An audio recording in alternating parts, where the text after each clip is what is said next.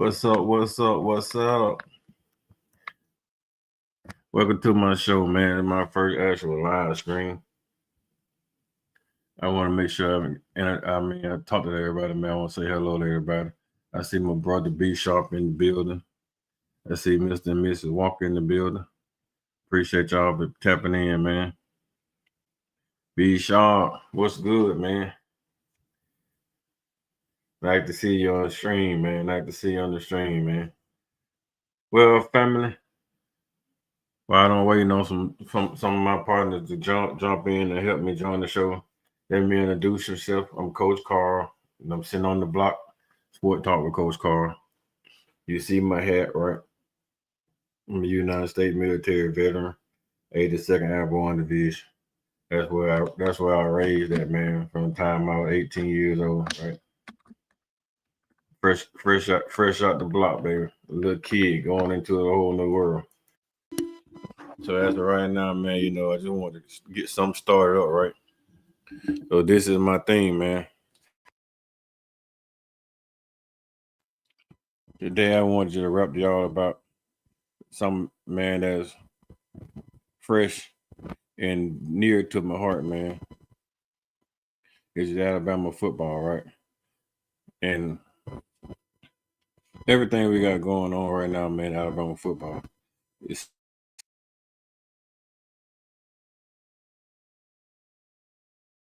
seem to be a little disjointed, right? We got guys jumping into the transfer portal that we thought that was going to be starters this year. Really, that's one of the things that really irritated me this morning when I woke up, man. I saw that Jeremiah Alexander had entered the transfer portal. And I was wondering, like, wow, Jeremiah Alexander, this kid here is a bona fide starter next year. Right? Alabama kid. Go right down the street. You know what I'm saying? Thompson. So that one threw me off. That one threw me for a loop, right? So what I want to do right now is just mention a couple things until my fellas come on. Hey, how you doing, Miss Stephanie? Thanks for tapping in with me. Roll Tide.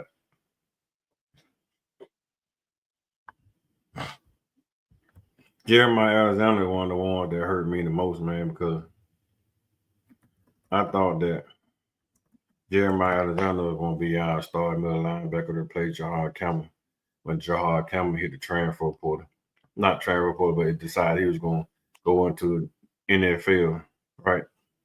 So I was real interested to see what Jeremiah Alexander done in the middle linebacker spot along with Jefferson, depending on whether Jefferson come back or not. You know what I mean? So we gotta wait and see, man.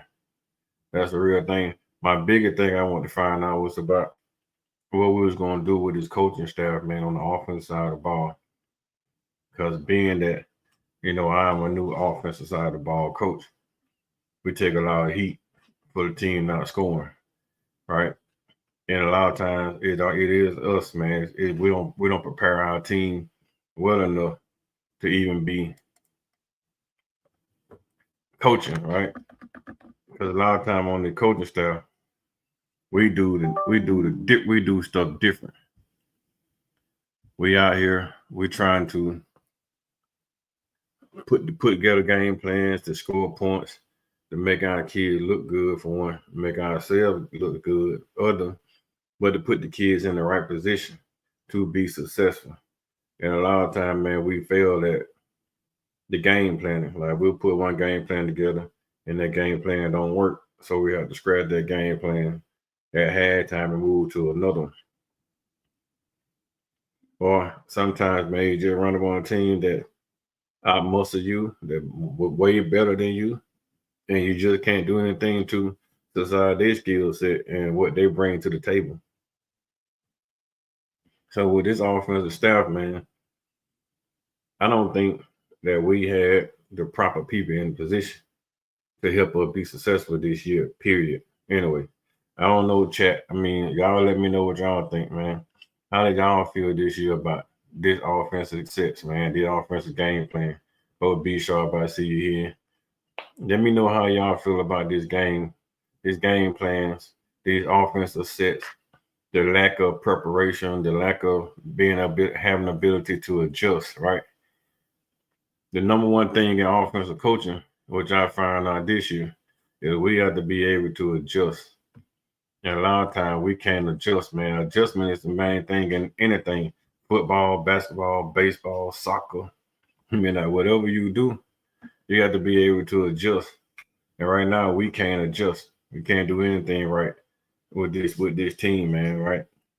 We fired Alabama staff fired a safety coach. Don't know why they got rid of the safety coach, right? But if you get fired, either it's lack of preparation, the disrespect, or the kid just ain't like you. But I don't understand why the kids may not like the guy, because as soon as he got fired, King Mack hit the transfer portal. So that lets you know one thing, that King Mack himself, at least King Mack wasn't happy with the fact that he got booted, right? So let's look into that, man. What we got going on with this staff? The bigger issue I see going on with the staff is not that the kids jumping in the portal or people lost kids. I think the bigger issue that we got with this staff is that they don't know how to I don't think they know how to adjust. Like Latanya said, when we had a bye week, we looked like the world. We looked like world beaters. We did. We did, man. We looked like we were the best team in the country, right? The best team in America. But when we came out there bye week, played Georgia, you know what I mean? We ran through Georgia the first half like Georgia was diarrhea. I mean, like we were just diarrhea in Georgia system, right? So when we came out that bye week, everything was different, man. Like we lost, man. We went to Vandy on a high, got our ass beat. It's just let's gear to it like it is. In the middle of the game with Vandy, you know, me and some of my partners, man, that y'all see on YouTube, I always give a shout out to Coach Sean. It's just my humble opinion. He the one that got me started on the live streaming. So you gotta give a big shout to him, my brother Ty, back in the law firm, you know what I'm saying, doing his thing. So what's up, Ty? Brother Brinsky in the comment. Love that brothers to death, man. Those are my guys, Piano Man, Coach Al. We got a bunch of other brothers out there, right? That we all get together and we talk football, Alabama football content. My brother Jason, I invited Jason. He from Oklahoma. He said he was working. We're gonna get off to 2:00, so the show must go on, right? But anyway, man, this staff did not adjust in the Georgia game. Did not adjust in the Vandy game. Did not adjust in the South Carolina game. The thing that killed me about football, right? And the people getting paid millions of dollars to coach football, man. I mean, we do it on the low school, on the little level. We don't make that type of money. But yet and still, we have to make the same adjustments, man. Like if we sit in the booth, if I'm sitting in the booth looking out on the field, my head coach calls up and say, hey, man, what defensive set we looking at now? I tell you what defensive set we looking at. We make a play call. Defense rotate. I say, okay, defense shifting to such. Then we make another play call. Right? We adjust to what the defense give you in high school. So we adjust to what the defense giving us in high school. Imagine what they should be doing in college. Right? If we can do it in high school, your defense showed me bliss. Hell, we're gonna bag out. We bagging out that pass play right now. We're gonna run the ball in the direction where we see the blitz coming. Right? We just gonna shift down, boom, block down, come in. And we're gonna run in the hole that you vacate.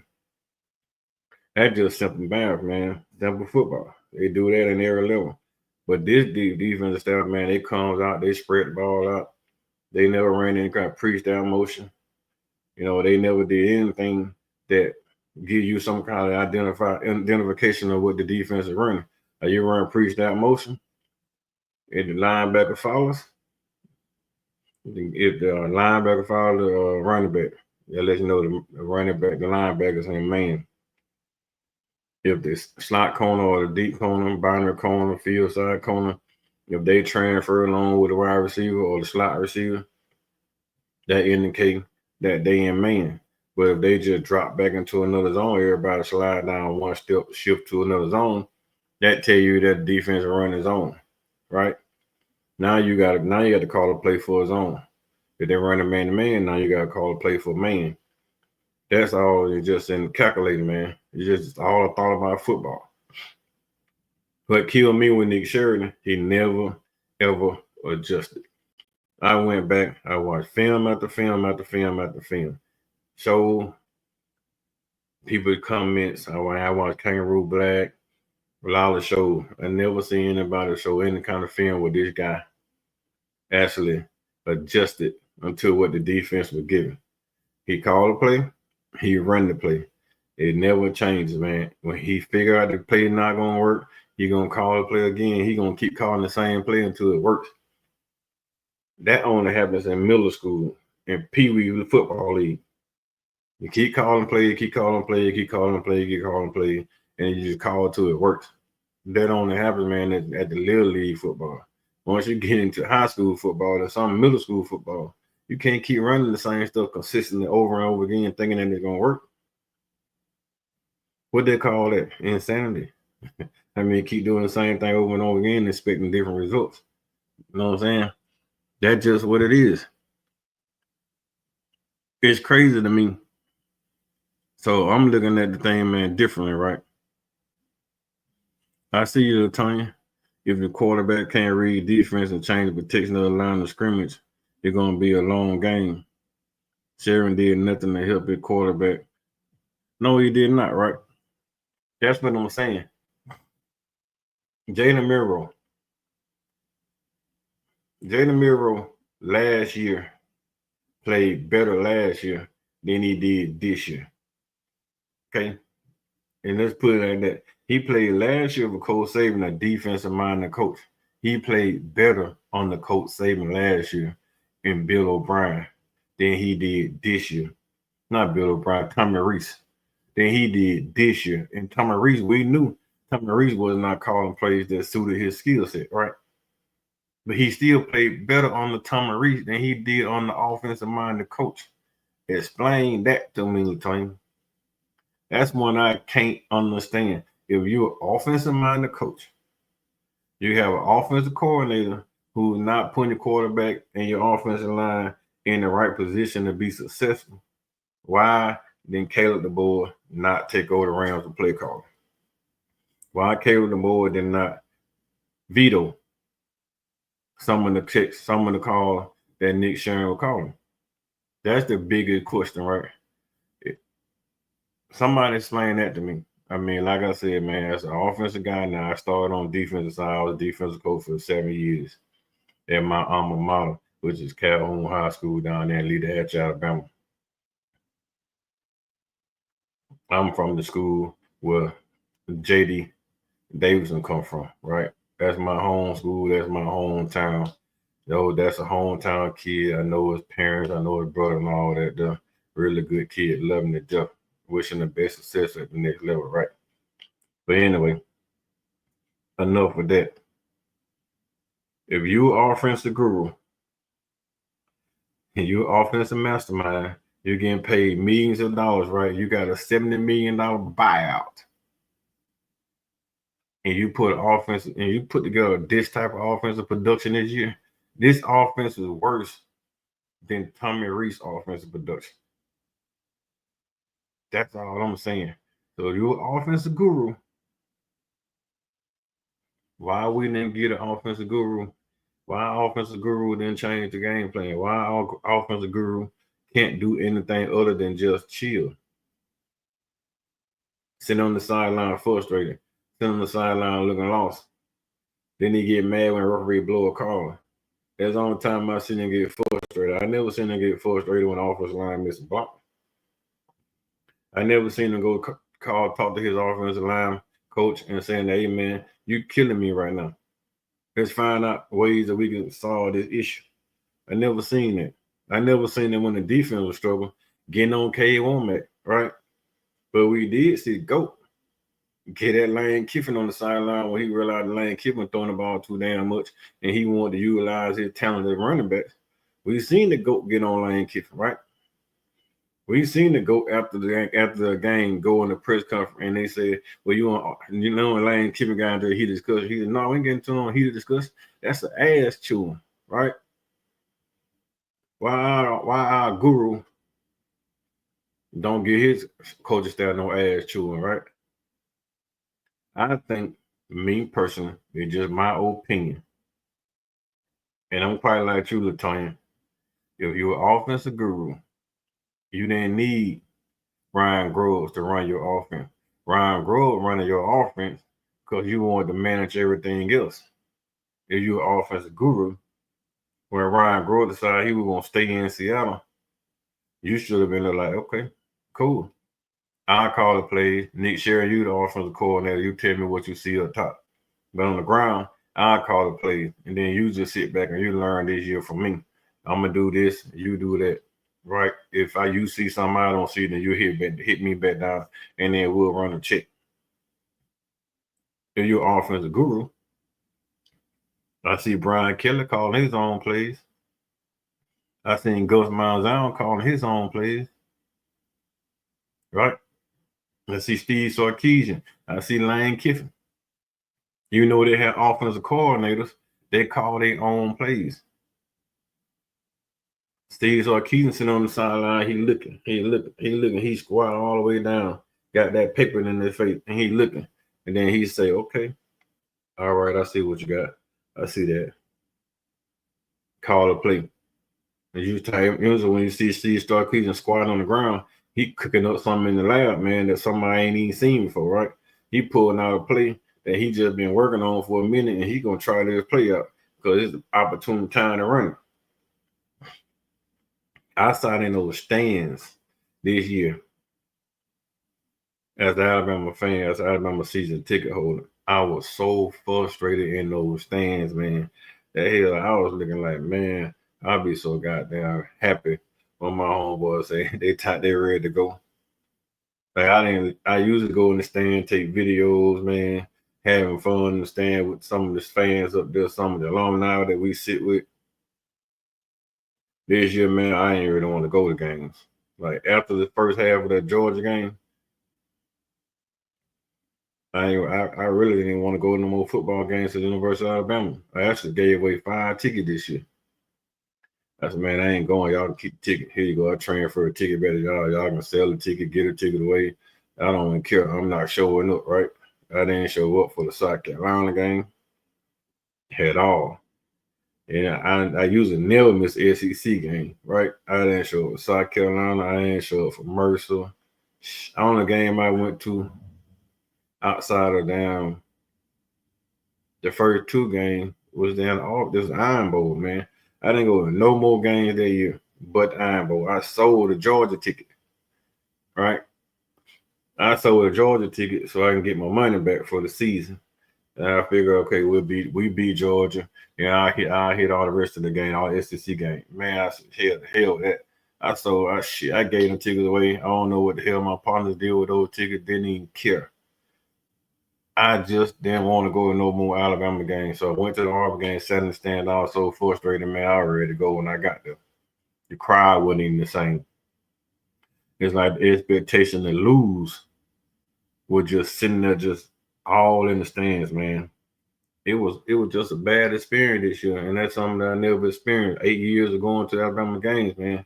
I ain't never experienced that before, right? Even when Tua played against Joe Burrow, we knew coming in that LSU had the best team, the most dominant offense we ever seen in college football. We showed up and we showed out. Like we was happy to be in that stadium, knowing that we had a really good chance of losing that game. But we always in there. It was exciting. It was packed, man. It was fun. I didn't get that feel this year. I don't know why. But at the end of the season, we lost 4 games, man. And it's understandable why that us fans didn't get that feeling. I mean, it's really understandable why we so frustrated right now, right? I don't know. I don't think we got a fraudulent offensive guru, Latanya. I really don't, man. I think we got a guy that he didn't fraudulent. He ain't fraud us as being a guru. I think he fraud us as being a play caller. Like when you say fraud, right? I think we got the right coach for the style of play that we're in and for the era that we're in, right? You got in this era, you gotta have a player friendly coach. Nick Saban was not player friendly. Nick Saban was old school, rules driven coach. Nowadays with the NIL, with the pay to play scheme, with these kids want to have more freedom to do stuff like this social media aspect. NIL people want you to be on social media just about 24 hours a day, damn near seen. So with that being with those type people, right, going on, that type stuff going on, understand that I don't think we got the wrong guy. I think we have the right guy. We just don't have the right offensive line coach. Or maybe we got the right offensive line coach. We just don't have the right offensive line personnel to fit his offensive line coaching style. But I know we don't have the right offensive coordinator. And maybe because it's his first year here, but yet and still, I just don't think Nick Sheridan is the right guy. He may be a really good quarterback coach or tight end coach, but I just don't think he's an offensive coordinator at this point in his career. But ladies and gentlemen, I got a guy that I'm about to add to the platform. This guy here is the guy that gave me my start.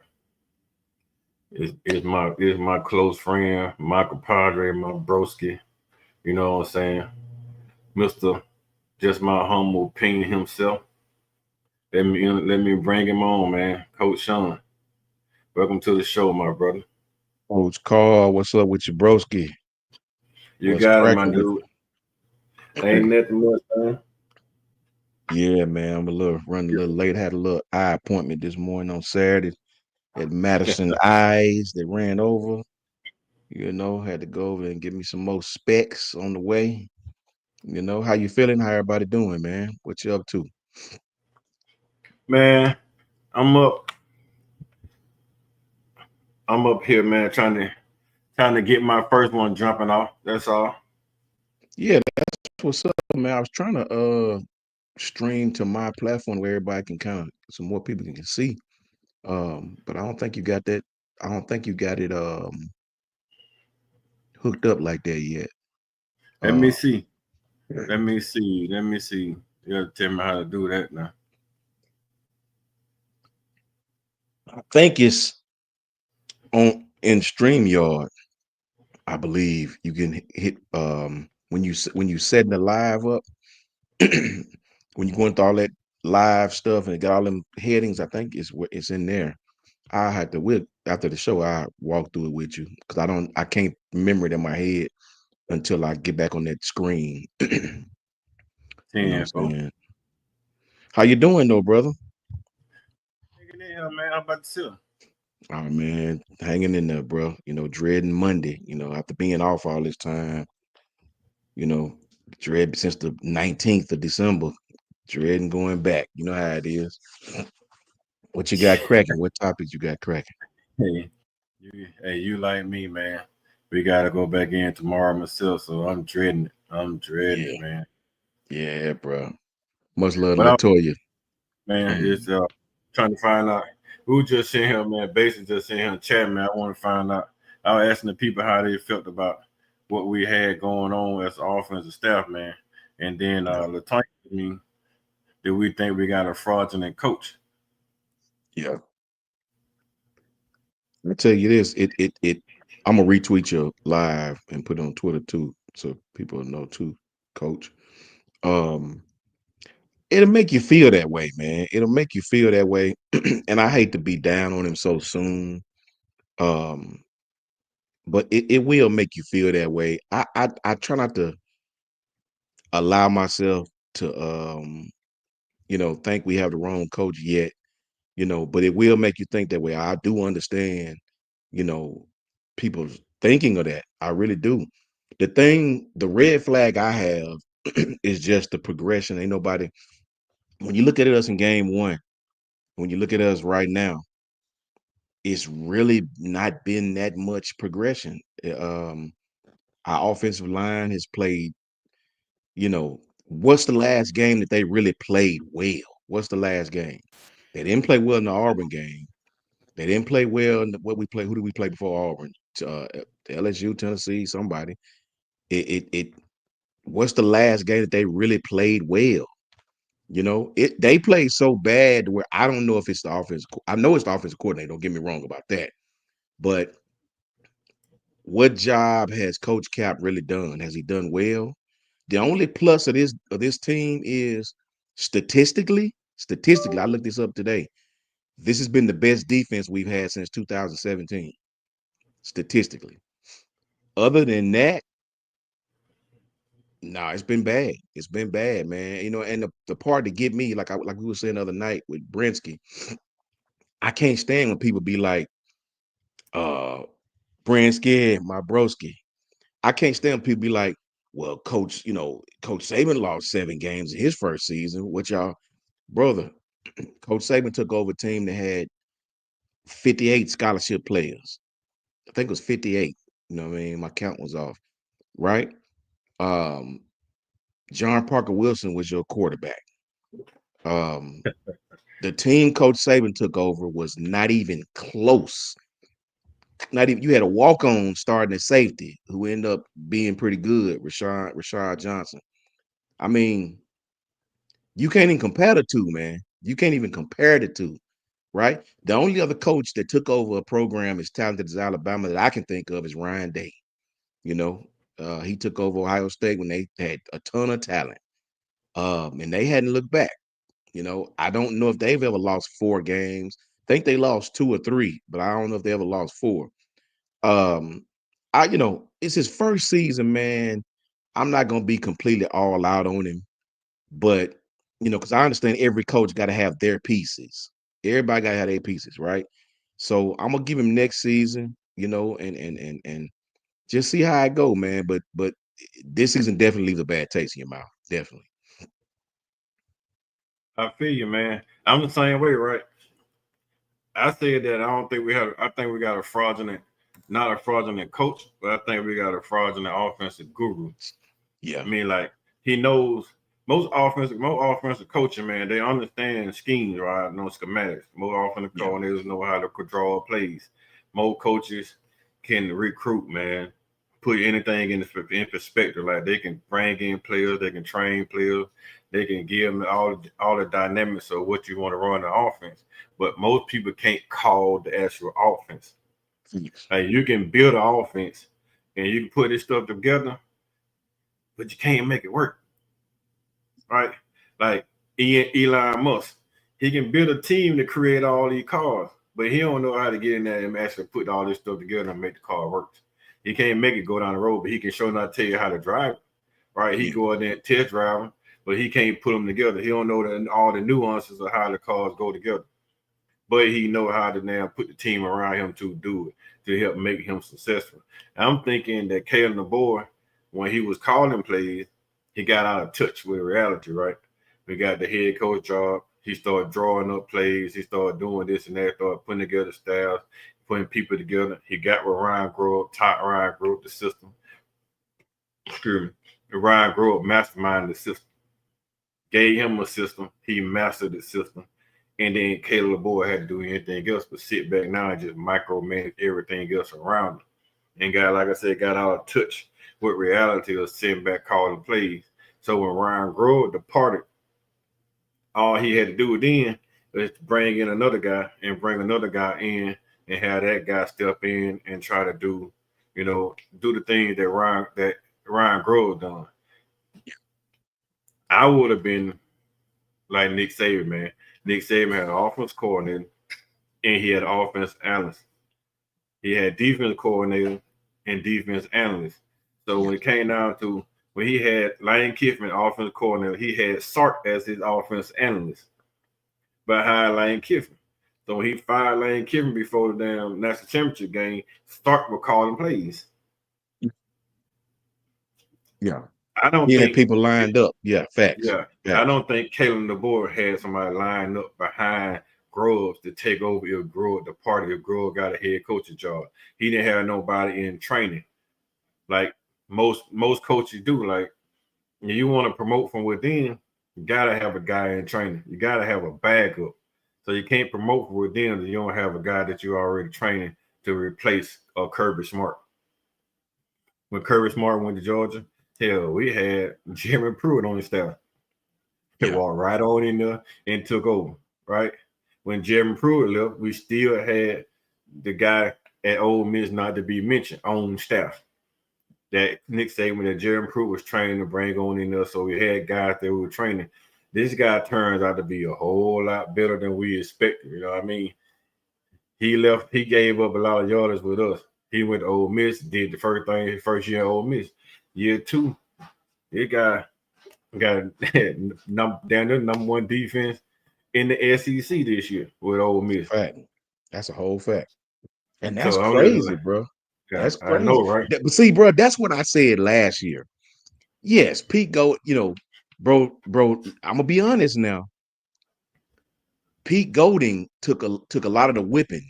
He took a lot of lashes on his asses, right? That was Coach Saban's defense, bro.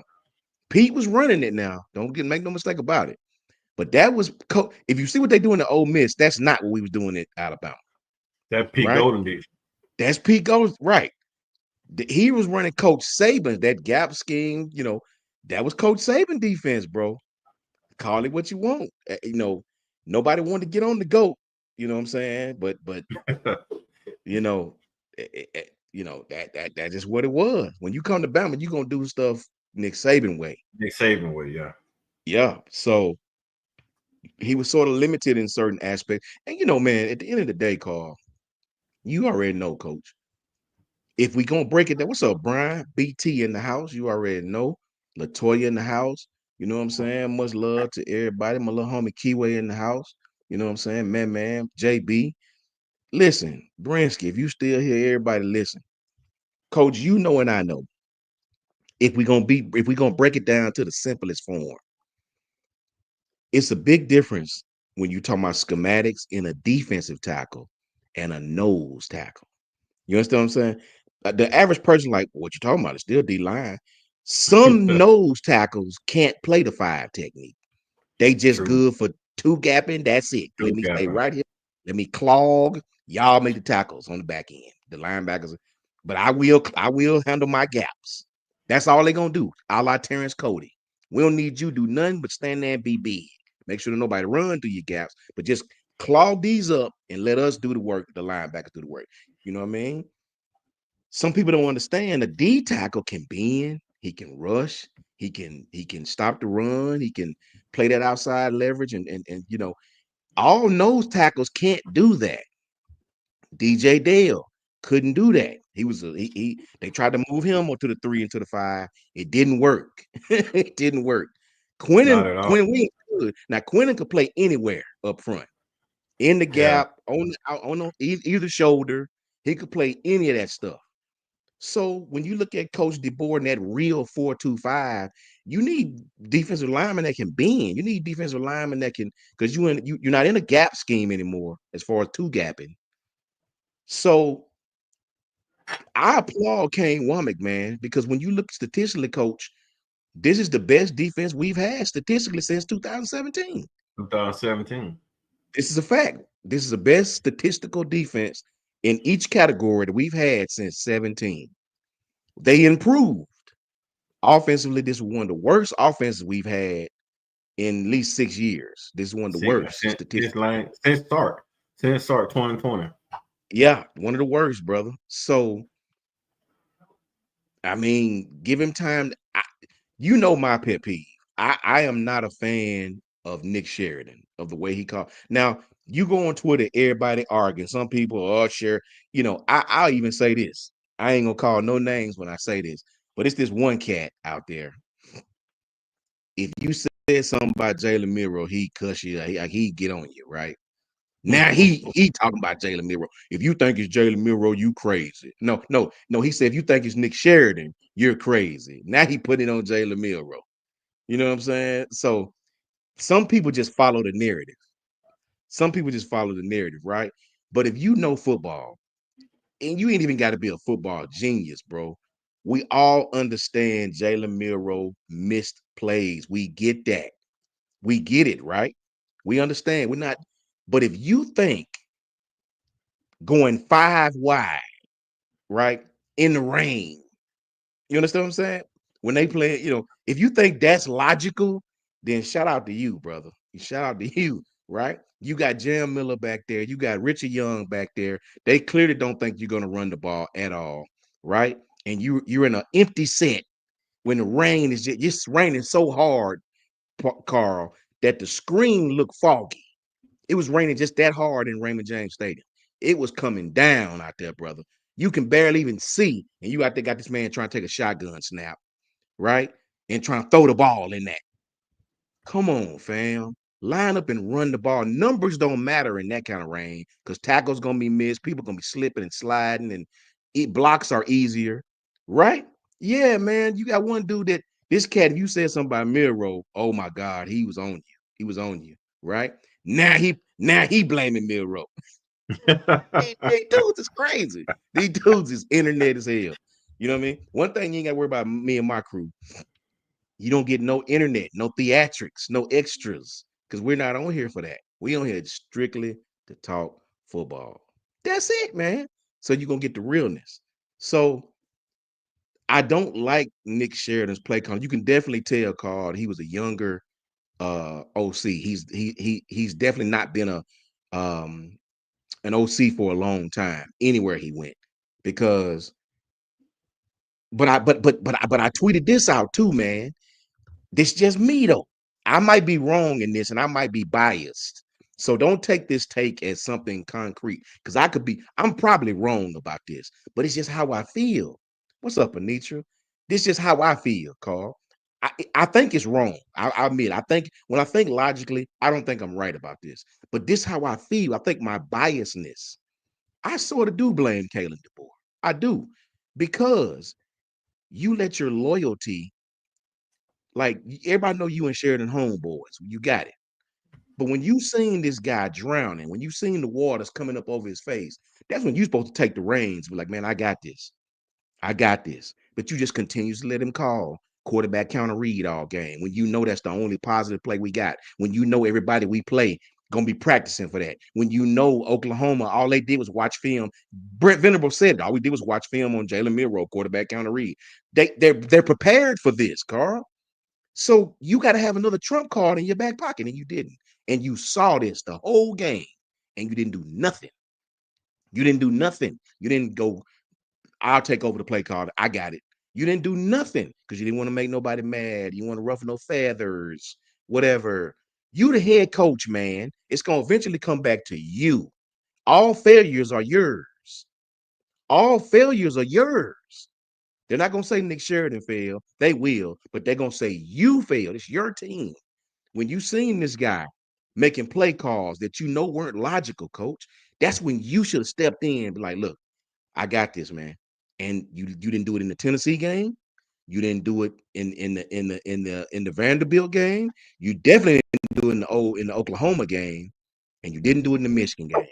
So that's where I do blame Coach DeBoer. And I'm with you 1,000%, bro. I said the same thing too, right?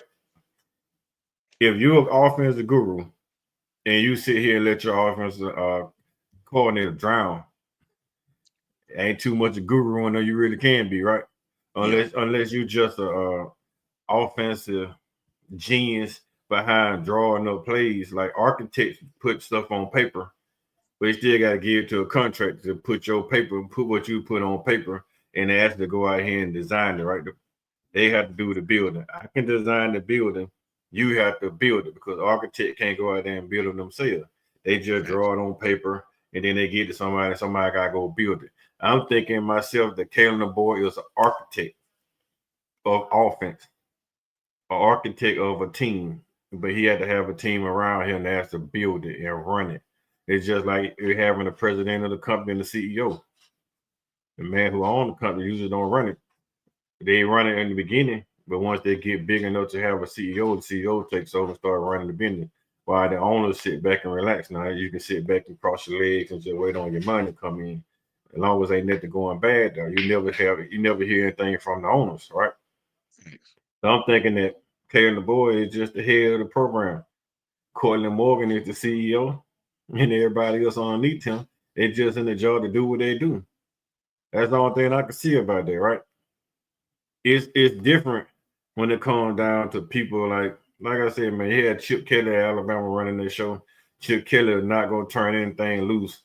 He'll be right there with his hand imprint on every single thing because Every single thing. that's It's fact. that's Chip Kelly. That's why I give respect to Brian Kelly himself. I don't like the fella. I don't think he's a really good coach, but hey, his hand is on everything. Even Ed Ogeron hands is on everything. Everything that's going on at LSU, Ed Ogeron touched it himself. Yeah. Everything. When he seen people calling bad plays, he with that raspy voice, you could see him at the defensive coordinator. You could see him at the special team coordinator when the punter kept punting the ball out of bounds, right? You could see him at the wide receivers down coaches when these guys were running wrong routes and he knew the routes were supposed to be different. You can see that his first year at LSU, you can see how the offense was running. What he do the next year? He went out and brought in an offensive coordinator that took him to the national championship game, right? Went down to New Orleans. Hey man, come here. I need you. Go ahead and get this guy. The guy take it to the national championship game. That's what you start talking about with a president or CEO of a company, right? Those are what you're looking for when you talk about a head coach or a program. Kalen DeBoer, all he did was sit back, relax on the sideline. And at the end of the season, when he started losing too many games and he started feeling the heat from the staff or from the board of administrators or whatnot going on at the University of Alabama, you start seeing him get a little more uptight, a little more tensed on the sideline, a little more aggressive. Yeah.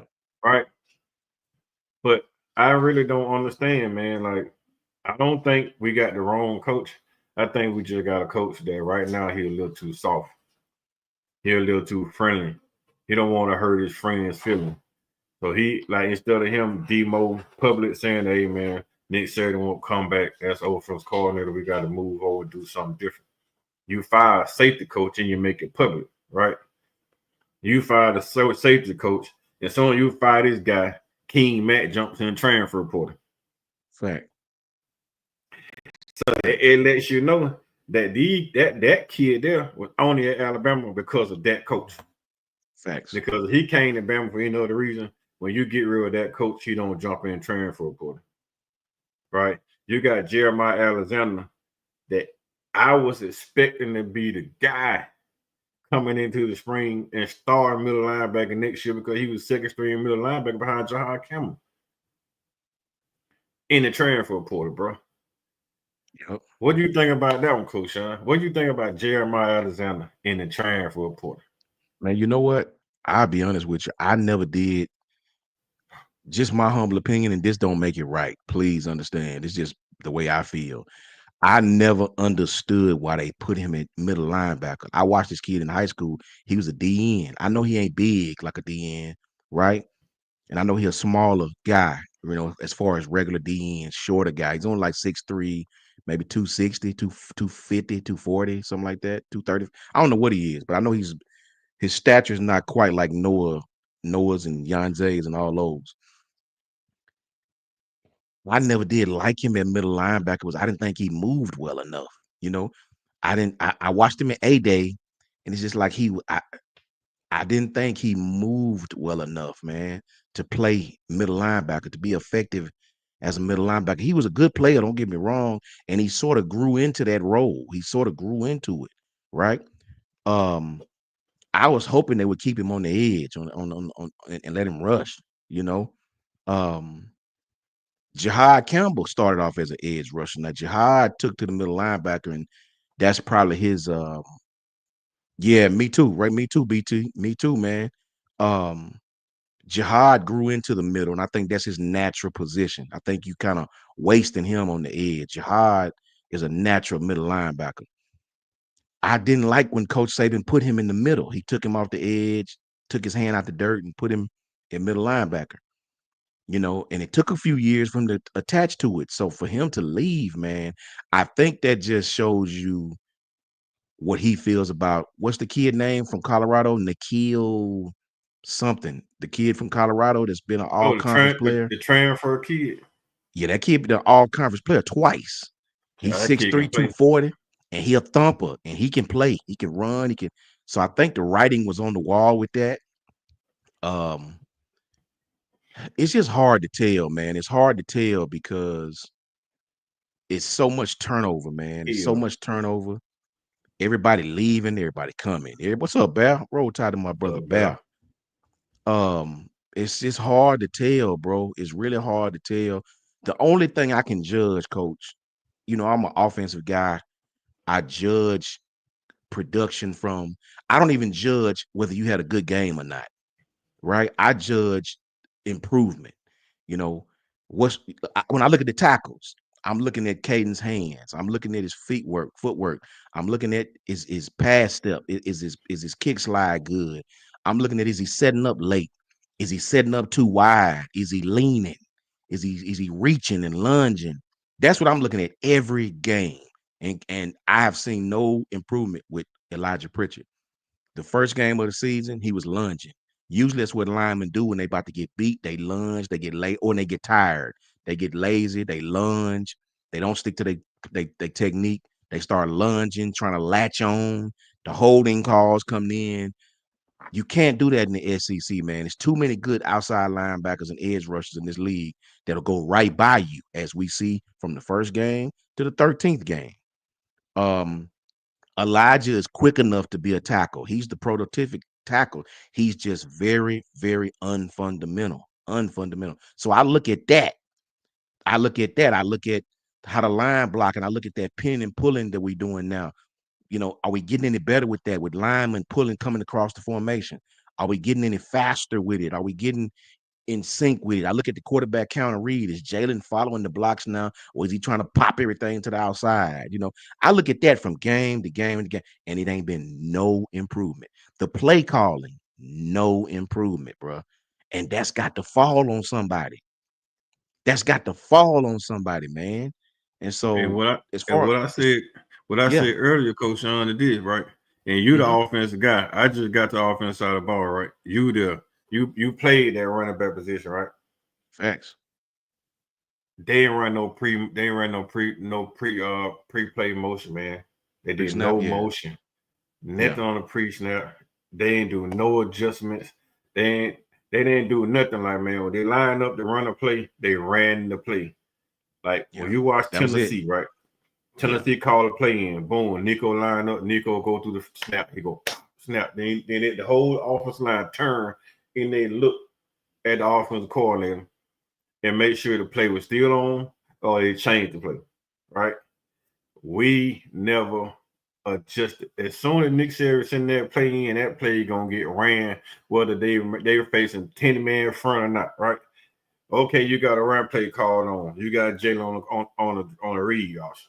Now everybody got a gap on defense. The defense reading gaps. Jalen gonna sit here. He's not gonna check. He's just gonna read. Boom. He gonna snap the ball. He gonna sign. Okay, everybody got full. I'm gonna just pull and keep myself. And you get tackled for a loss. You get sacked, whatever they want to call it. Instead of handing it off and let the running back take that punishment, you want to take that punishment. He never adjusted, man. The coaching staff failed the team. That they just did. period. You They coach, did. I coach now. You coached in the past. Coach Al Yep. coach. Like we Yep. sit on the panel. You got two coaches that actually coach football on the panel. Yep. I said it. Offense, the coaching staff failed the team. The team They didn't did. fail the coaches. The coaches failed the team. It's Jalen a Miro fact. looked horrible in some game because the coaches did not put him in a position to succeed. And that just period, man. I don't care Yeah. how nobody said, and I'm with you, man. I think the writing was on the wall, Jeremiah Alexander, but I still thought that he had a shot Got a to shot. Yeah. start. I thought he had a shot to start because even with the rotation and they had to rotate so many guys in and out. You seen Malik Jefferson get changed. I mean Justin Jefferson, he got chances to play with Lawson and Campbell. So they kept putting Yeah. him in on different down situations. And I thought that he would have a really good chance to get his shine on this year. So that would throw me off, man. So linebacker get hurt, now we got to turn to a younger linebacker with 0 game experience. That's kind of thing threw me off with that, man. It really bothered me a lot. Like I would have brought the guy from Colorado in, Marcel Hill Green. I would have brought him in myself. Can't lie, but I wouldn't have damn brought him in and just giving him no kind of ideal that he would be the star at middle Starter. linebacker. You come Yeah. in and compete. I bring Yeah. you in. You got a shot to start. I'm gonna give you the money that you're asking for, but you got a shot to start. I want a game and on guarantees because if you give somebody a guarantee, you end up having Jeremiah Alexander in the Porter that you could have used Jeremiah Alabama as a backup, as an outside linebacker, as a pad rush specialist come out the end, like you said, because that's what he did in high school at Thompson. He was a pad rush specialist, a physical specimen.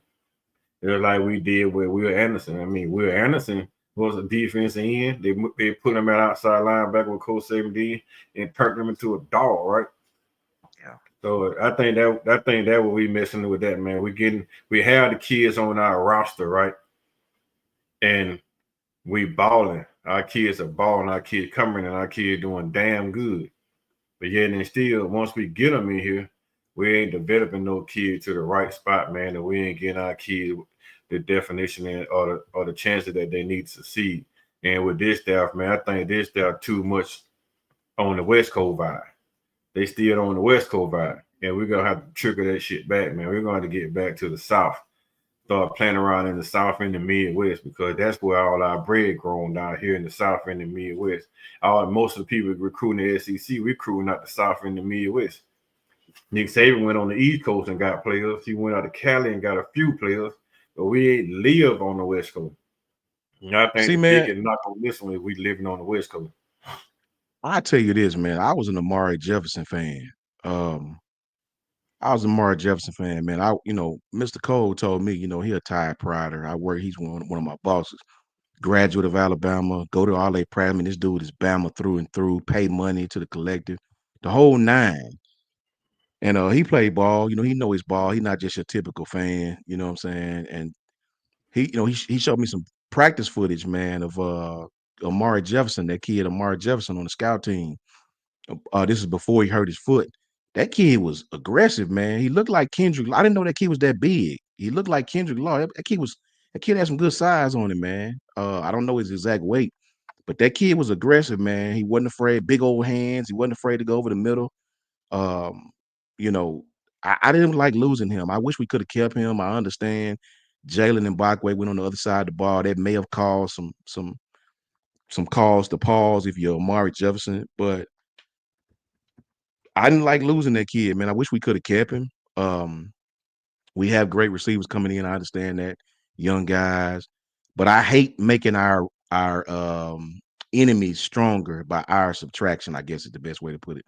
I would have felt better if he had went to Kentucky or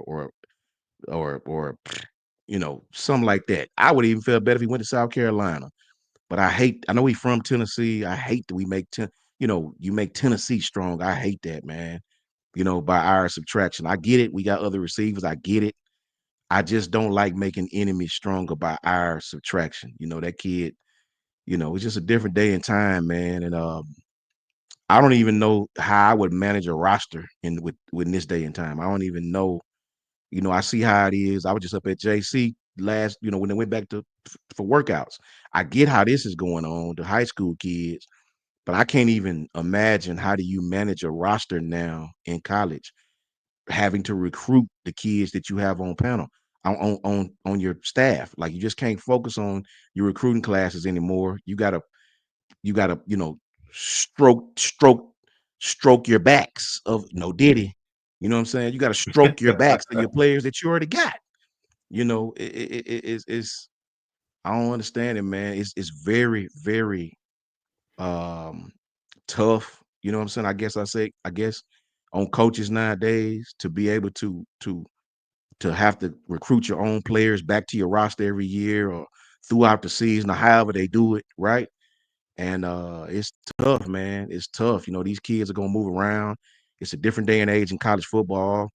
And I think that you got to get used to it. You got to master this new day, You can't just dwell on the past and well, this, I see fans all the time. Well, this is how Saban done it.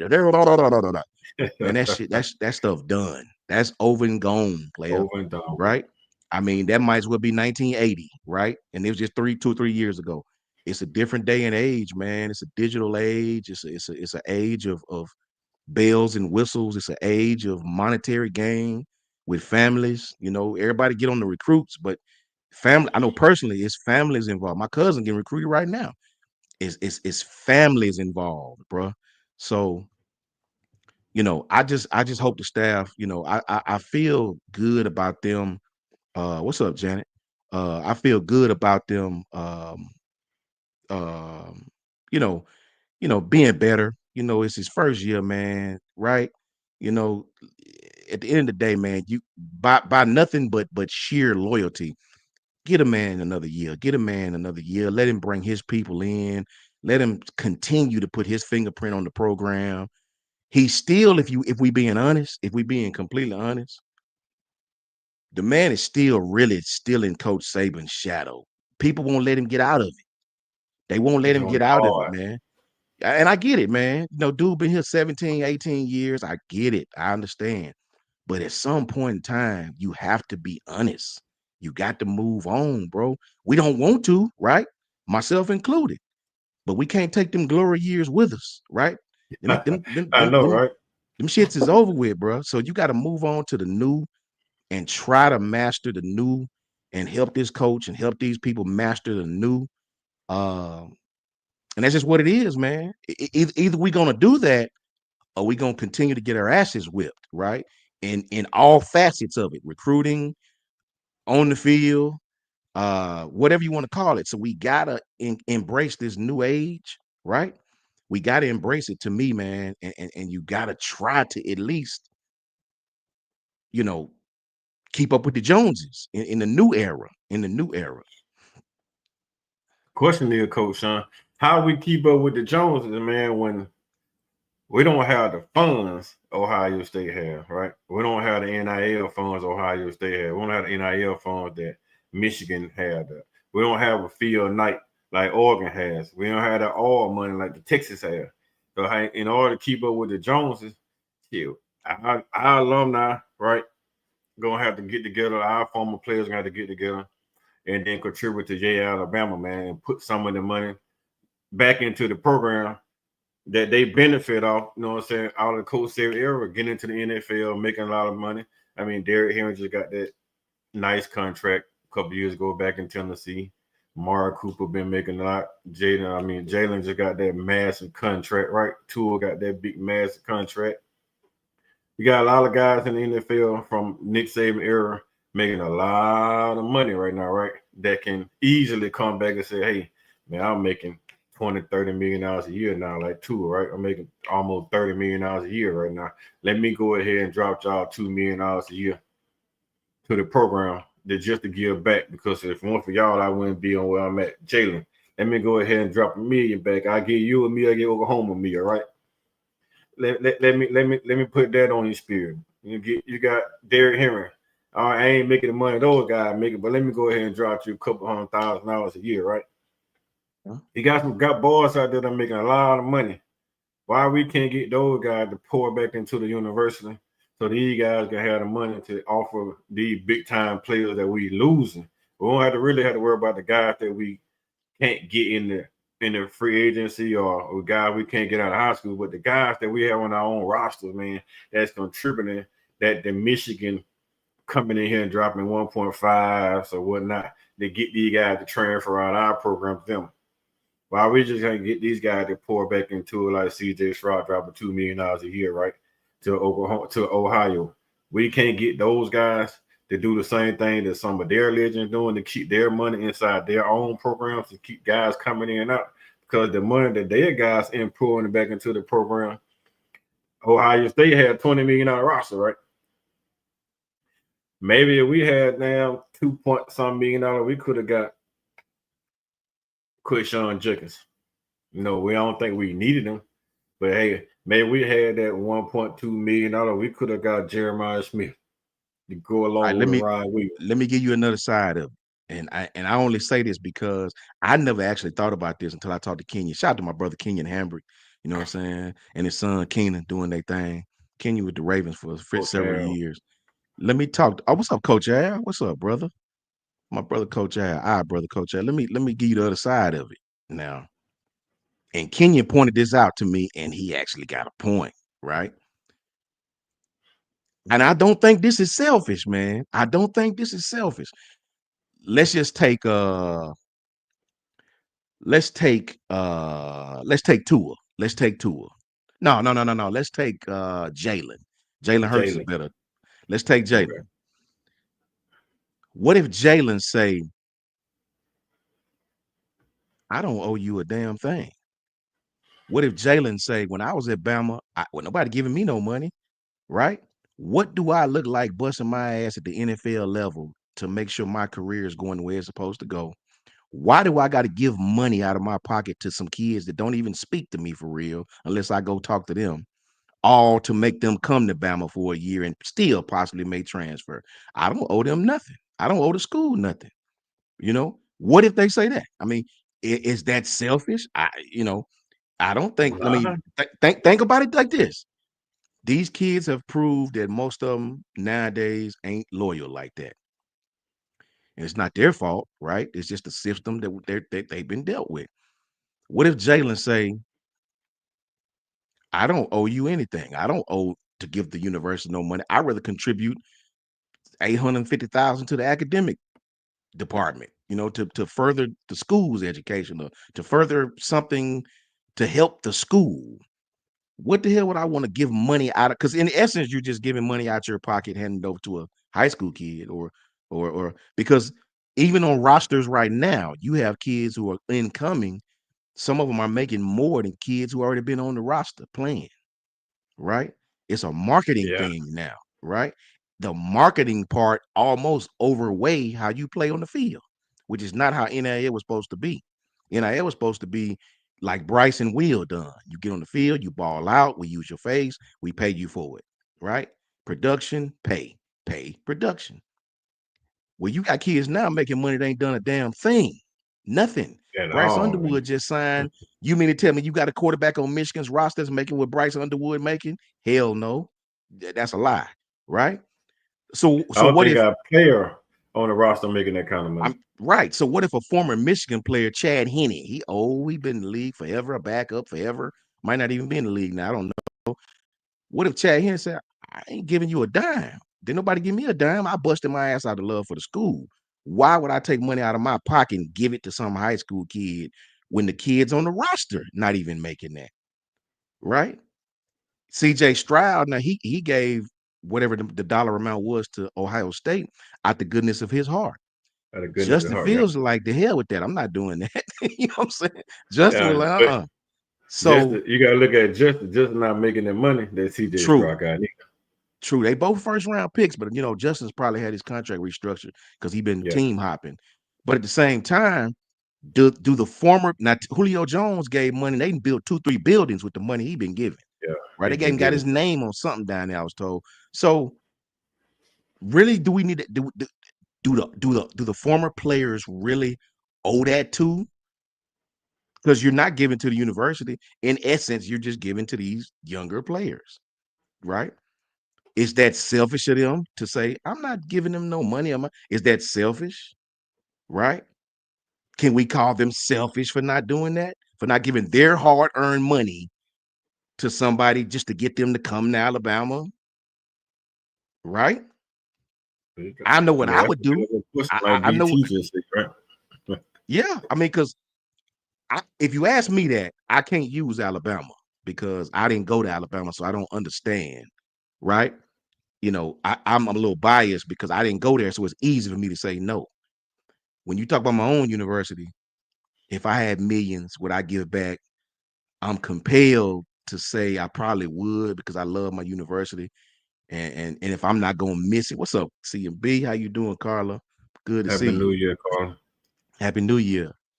If I think about my own university, and I had it like that, I probably would, just because my affinity for my university may be different. Now I got teammates, former teammates that like hell no, you know.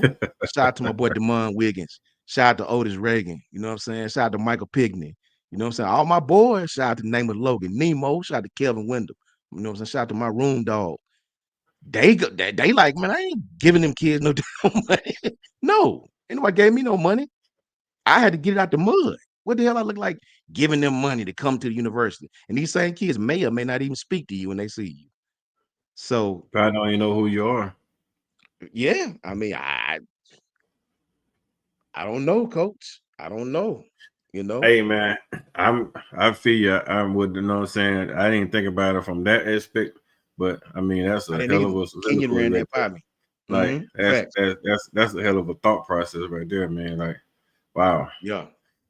Especially I with mean, Jalen. Like I'm looking at Jalen Hurts, man. He's like, damn, man, like shit, I was there getting them sucker all I had as a damn 18-year-old. And when I turned 20, they kicked my ass to the curb, you know. and you know how some of the Ooh. former players look at this stuff as it is now. Some of these former players, like, they already screwing their face up, you know, like, so I a Yeah, lot of and the then older players may not even respect this stuff. yeah, Give you some of You my got money. Bo Scar, we got Bo Scarborough, those cats, man, on the Bama standard. Like they really can't stand this era of football. So Yeah, I mean, I can understand what you're saying, man. Like shit. yeah, I don't even like this era of football, honestly. I mean, I respect the fact that the kid getting what they do, right? But I don't respect the fact that now it's pay to play. Like I got kids in high school, man, that hell yeah, that just hoping to get a scholarship off. Ain't yeah, even asking for no money. They just ask for a scholarship off.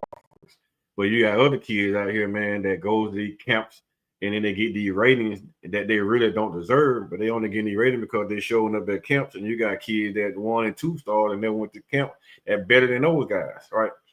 yeah, And they be like 30 some 5 stars in the country every single year. I mean, those who want to go to every single camp, they go to On3 camp, they're going 24/7 camps, they're going to ESPN camps.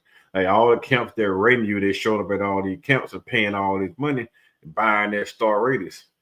yeah, And I understand that those guys, once they get to that 5 star rating, they want to give a little incentive to come to your college because they parent paying so much money for you to get that star rating anyway. yeah, So they got to get a little money back. I understand that portion of it, right? But you still got 2 stars out here that could be 4 stars. You got some 3 stars that probably should be 5 stars out here, but they don't camp like everybody else. What happened to the guys, man, that just want a scholarship? These schools are not looking at those kids anymore. If you don't have all these stars behind your name, these schools are not paying no attention because of the NIL stuff. They're looking for the best kids on the best star rated kids in America that they want to pay to come and play for them.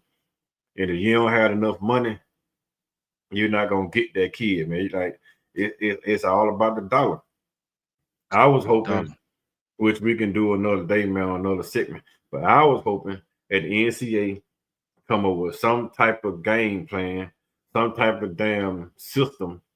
Even like I heard some people say, come up with some kind of damn board of trustees or whatnot, some type of board, man, that just sits together that only deals with NIL deals or the pay to play process. Get some kind of damn revenue sharing or get some kind of goddamn free agency market, man, some kind of salary cap. You got to get something aligned and something in place, man, because if you don't, every time a guy is rated #1 quarterback in America and he got all the highlights that he can find, he pops out and he gonna say, I'm going to the school that bids the most. Shit. A lot of schools like damn Auburn, a lot of schools like damn Vandy, the Kentuckys of the world, man, the Mizzous of the world, the Arkansas, some of those kids, some of those schools in the Big Ten, the ACCs, man, they ain't gonna be able to get that kid. They get that kid to come on the campus or a visit. Because if you don't have that 3, 4, 5, 6, like you said, Bryce Underwood, the $8 million, that kid ain't even coming to your school, man. That kid not even returning your tweets. Like, you better have that 8 million that he asking for before he even reply to a text that you send. 334. So Yeah, what's going on, DR334, man? Roll Tide, my brother. Let me say this, Coach Carl. I want you to think about this, man. Quinn Ewers got an offer right now of $6 million. Now, this is a college kid, bro. $6 million to leave Texas. They won't say what school. It's either to me, it's either Miami or North Carolina. Guaranteed. Probably and it's probably Miami. Probably, Miami. yeah, they don't mind. In my assumption, I'm assuming. Brother, when you start doing this kind of thing, like nobody, no Andrew Bones, no Jimmy Steins, nobody can dictate what's going to happen. When you talking about offering a kid $6 million on any roster, you can't dictate whether or not this kid's gonna stay. I don't care how much he look, bro. I hate Alabama State. I'm an Alabama A&M alum, bro. I've been taught over my lifespan to dislike that school.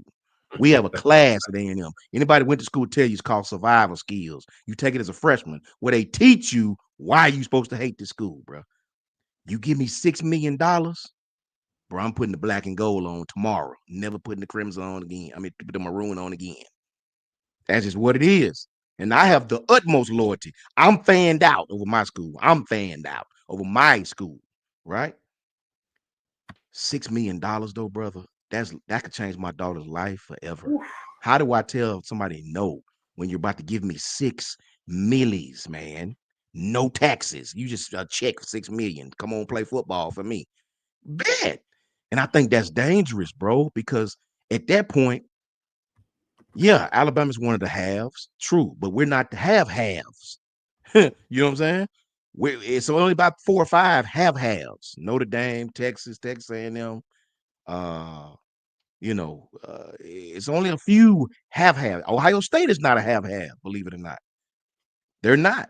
They're not a half. Michigan got more money than Ohio State, believe it or not. Their collective had to be put together, block at the last minute, scrounging. Michigan's one of the richest colleges out there. SMU's one of the richest colleges out there, believe it or not. They just don't have the resources that these big schools got. But Texas, that oil money, Texas, Notre Dame, these schools are have nots or the halves. Field Night, Oregon. Oregon, yeah, these schools are the halves of the halves. So when it come down to paying players, if that's what we just gonna do, revenue sharing, and to me, revenue sharing is not gonna fix it. If you said we had a revenue sharing just for football, because it's the most high revenue sport, right? It brings in the most revenue. I said, okay, we might, but when you start talking about revenue sharing, that's all sports that bring in money. Then you're gonna start getting girls basketball is huge in some places. Girls softball is huge in some places. Now you're gonna get into Title IX. Now you're gonna get into why does Bryce Young have to make more than what the pitcher from Alabama was called? That pitcher we had, it was so awesome. Santana, what's her name? What was her name? Hannah. Hannah. Why does Bryce Young get more than Hannah? Right? They both the topic. He the pitcher, she the pitcher, he the quarterback. Why you paying him more? Right? Well, football makes more than baseball, softball, right? Does that decipher who gets the most? I mean, when you talk about revenue sharing, people forget that that's exactly what it means. Revenue sharing, right? We're going to split the pie based off what your sport bring in all across the board. So it's just a whole bunch of stuff, man. It's a whole, and I'll say this really quickly before I give it back to you. If anybody ever want to be mad at these kids for getting money, brother, think about this. The scholarship hadn't changed since I played ball. My scholarship's on the wall, right? In a frame, right? I can show you the wording on this thing. It never, you look at a scholarship today and you look at a scholarship from back then. Only different, the embroidery is different. And I think now they can, when you look at the legal terms, they can give you snacks or something now legally where you couldn't do that outside of the 3 meals a day back then. My point is, nowhere in the scholarship does it say, I got to help Coach Carl's Winnebago business make $4 million a semester. It don't say that. It say come to school, keep your GPA up. You have a nutrition money year to year to pay for your room, board, tuition, parking decal. That's what it And says. Every school. Here's the thing. When you start talking about stuff like that, at some point you're gonna have to make a differentiation between, because remember, football has TV contracts with TV stations, right? I'm sure basketball do too. You know, basketball's a revenue sport. When you talk about a scholarship and individual people, it don't say Coach Carr, we're gonna give you 2.3 million to come to Alabama, but we don't want you to go to Auburn. It's supposed to be you commit to Alabama. We use you with all we want in return is you to put that crimson jersey on. That's all we want. You do Heisman House, you do StubHub, you do cricket, any of this stuff. Just make sure you have that jersey on. All we want is the pub. We don't care about the money. In essence, these businesses, right now, what is it? What the place that come tow your car, AAA, right? yeah, They'll give these kids $2,000 a month, right? In essence, in return, you let us use your name, your image, or anything that look like you. That's not what's going on right now. That's not what's going on. People are exchanging money to make kids go to different places, and it's all being cloaked under the NIL. under the umbrella. Yeah, under the Yeah, so they umbrella. got to come out with some strenuous rules, man. They got to, or this stuff gonna get worse and worse and worse. The crazy part about it, Coach Sean, Coach Saban said it. Yeah, of course. Everybody killed him when he said it. He said it, and I understood when he said it. I understood about it because at that point, man, I was in the real small school market down there, 1A schools that we was hearing, man, like you got a talented kid down there. Be prepared because that kid there is super talented. Somebody gonna try to approach him with the NIL stuff, and I'd be damn before I left. Somebody approached the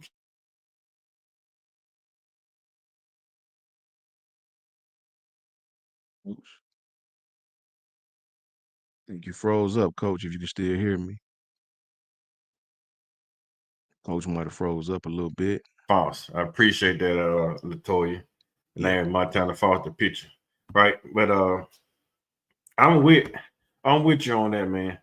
We got to figure out some kind of way to society NIL, man. Because if you don't, man, the rich gonna keep getting richer, and the poor gonna stay poor. Kind of like the world going in the way that 1% of the world stay getting money, right? yeah, And everybody else down at the bottom stay struggling. So it ain't no love in the front. It ain't the billion and trillionaires in the world. I ain't looking out for the people down there that work for them, right? They looking on them, looking down on them like, hey, bring your ass to work every day, and you gonna work hard, and I'm gonna give you these little crumbs, and keep giving you these little crumbs because I give you any more money, and you be making so much money, you start taking days off work. yeah, So they don't want they're super rich like the damn Alabamas of the world. No, the 1%ers don't want everybody else down there below them like the advantage to be able to play on their level, right? So that's why they offering all this money. Even with Michigan, Michigan won that championship last year. Ohio State spent $20 million this year. Now Michigan turn around and say, hey, I'm gonna match what you spending. I'm not yeah, gonna let you outspend me to be better than me. I can beat you with a lesser roster, but you're not gonna pay. You're not gonna get this $8 million quarterback. That's my guy. yeah, You're not gonna get the number one running back in transfer portal and just hey, that's my guy. Right? You got the Quinshawn Judkins last year. Let me get Justin Hayes because I'm gonna drop this bread to get Justin Hayes. So I can understand it, man. The rich get richer, the poor get poor. But let's jump into the last topic right here, Coach Sean, before we get out of here. all right. And this the topic right here, bro. And it's a weird topic, but it's a real topic. Where do you see us going as the next season? How do you see Alabama football program going as the next season? If I had to answer that right now, I'm gonna answer it on the assumption that Nick Sheridan is not our offensive coordinator. I'm gonna answer it with Ty Simpson or Austin Mack. I don't believe Keelan Russell gonna start as a freshman. I just don't. I mean, I just don't. The kid is super duper talented. He probably got the skills. College football is just hella different. You know, a lot of these kids in high school don't have to even they don't have to command protections. They don't have to. It's so different to play college football, bro. It's so different, man. I know everybody get wrapped up in the stars, and we do this with recruits. But the reality of it is, college football is very difficult, especially at the Division I level. Um, Not saying he can't. Don't get me wrong. I'm not saying he can't. I'm just saying it'll really shock me if Keelan Russell start his freshman season at Alabama, right? Checks, hots, protections, backside pressures, identifying blitz. All that stuff is so difficult as a true freshman with only a few months to prepare until the first game. I'm just gonna just say for the sake of argument, Todd Simpson starts. Kid has been there, kid that understand all that stuff I just talked about. Um, I'll say this, man, and I said 10-2 last year, right? That was my worst case scenario, and I think I may have been lying to myself. I didn't feel right saying Y'all were. 10-2, and I didn't keep it real. My mind was saying, nah, we're gonna lose money, but I didn't say it. I didn't want to seem like I was beating the team up before the guy even do anything.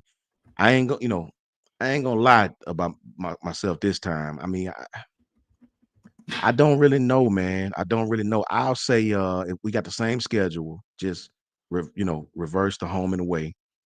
Um, I say about the same, about 9-3. You know what I'm saying? Because, and I only say that because um I have seen nothing yet outside of one half against Georgia to make me believe our offense can do anything, man.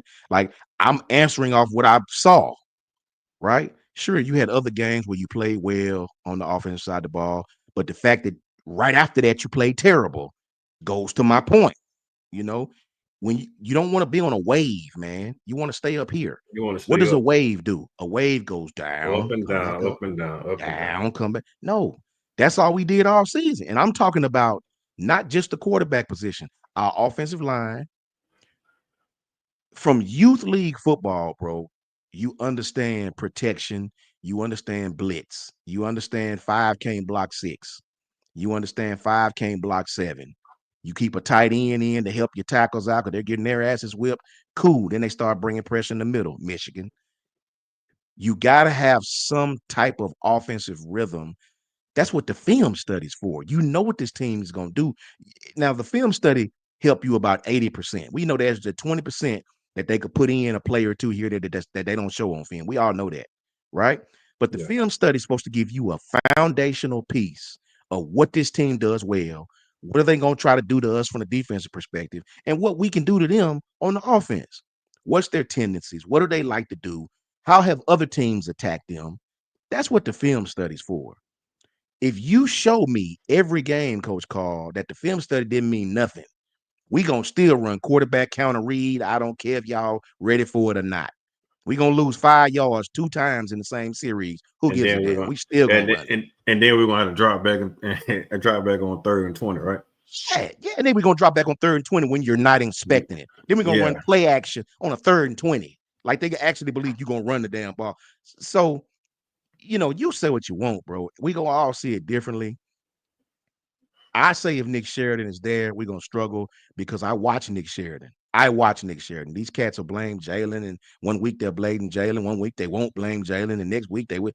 No, if you watch the game script, bro, there was no reason for us to be in 5 wide, empty set when the damn game. It's raining so hard, the screen looked like it had smoke on it. It's so foggy that's rain, bro. Put you in Can the you shotgun, imagine right? being behind center, trying to catch a shotgun snap, trying to throw that, right? I don't Shotgun, care right? how many they had in the box. It's raining. Tackles will be missed. Blocks will be missed. Run the damn ball. Damn, we out here trying to go Peyton Manning-esque for, and it's coming down cats and dogs. You know what Michigan done? All they did was line up and run the ball Line up and right run the at you. damn ball. Nice and But simple. You know what I'm saying? and So Jalen ain't no pay minute, so yes, was like, what like, and then you blame Jalen when he fumbled a snap. when he fumbled the snap, yeah. We can't even see the game because it rained so hard, but you mad at him, he fumbles. Man, So I you can't got talk to Tony. so you got Ty quarterback, I think Richard or Jam starting like running back. they're gonna let Jam start unless Richard just absolutely outbeat him, right? Unless they, I think Richard better because he had one cut. I think Richard's better though. I do. Jam is a jump cut back. Richard is a one cut guy that's gonna take. Richard is gonna move the crowd. If the hole is not there, Richard gonna lower his shoulder, man. Jam is gonna jump cut you. He gonna jump cut you to death, right? He gonna Yeah, pop stuff to the outside. You know, I like them backs that don't mind contact. They damn near look for it. Like to me, just to me, we hadn't had a back like that since Josh Jacobs. Yeah. Then Josh didn't avoid nobody. He ran like he low his shoulder run over your ass, right? Josh, look what he doing in the NFL. Josh gonna make you feel him, right? And in the fourth quarter, you can see the difference. People didn't like tackling that kid, man. And Josh is my side. Josh is like 5'9", 5'10", they don't like tackling 215, him in the 220. NFL. Josh get his run style from Eddie Lacy though. Like Eddie Lacy didn't try to run past you. He'll run over you or he gonna spin away from you, right? It's a lot of questions, coach, and I don't really know the answers to them because I want to see where his staff go. I want to see what staff changes he make, right? I want to see and just me being biased, I don't care about the defensive side because this is statistically the best defense we've had. The best defense we've had since 2017. Statistically, go look it up. Go look it up. Offensive wise, it's a hell of a lot of questions. Who is Lewis gonna be good at tight end? Is the offensive line? Is Coach Cap gonna do better with his offensive line? Who's gonna start at the offensive line? Who's gonna start at quarterback? Hell, who's gonna start at receiver? I just don't know, bro. So I say more the same. You know what I'm saying? Justin Jefferson's returning. Yeah, Justin Jefferson returning, but he got to get better feeling though. He got to get better feeling, man. He got to get a little bit more physical. Yeah. I say 9 wins again, coach. 9 wins. Worst case scenario, maybe 9 wins. Me and you on the same track. I say 9-3 myself. But I'm really looking forward, man. I'm really looking at the fact that we probably gonna be 8-4. Just be honest. We got to go to Georgia, right? So that's the first loss because Kirby gonna come in prepared. And you gotta go between the hedges, right? So I've count that as a loss, right? I'm still looking at the fact that Nico had a down year. He's probably gonna be better next year, and then we'll have a first year starter with Ty, Austin Mack, or even Presidential one, right? Whoever wins the job. Yeah. Tennessee coming in that week. That's gonna be a tough task because Tennessee probably not gonna lose much on defense. So we're gonna still be struggling at that aspect, even though our defense will be better suited to handle Tennessee offense under Nico. I still think that Tennessee will be that team that will come in there and surprise and whoop our ass, man. I mean, let's just be honest. I hate to say it, but I'm just expecting it. LSU. That's another monster that we ain't paying attention to. LSU went out on a high note, right? Did they quarterback stay? I don't know if he's gonna stay or not, but I just don't think they got a high paid freshman coming in too. He ain't coming in to bag up Nussmeier. Yeah, you know what I mean, so you gotta look at that, man. He played really good in the bowl game, right? Yeah. Oklahoma's gonna be better, right? So I mean, we're gonna be on a revenge tour with Oklahoma, with Tennessee, with then it's gonna be a revenge tour. But yeah, then still, I think the Oklahoma gonna be better next year than they are this year. So we probably end up taking that L too. So I mean, at worst case, man, I'm looking at 4 losses.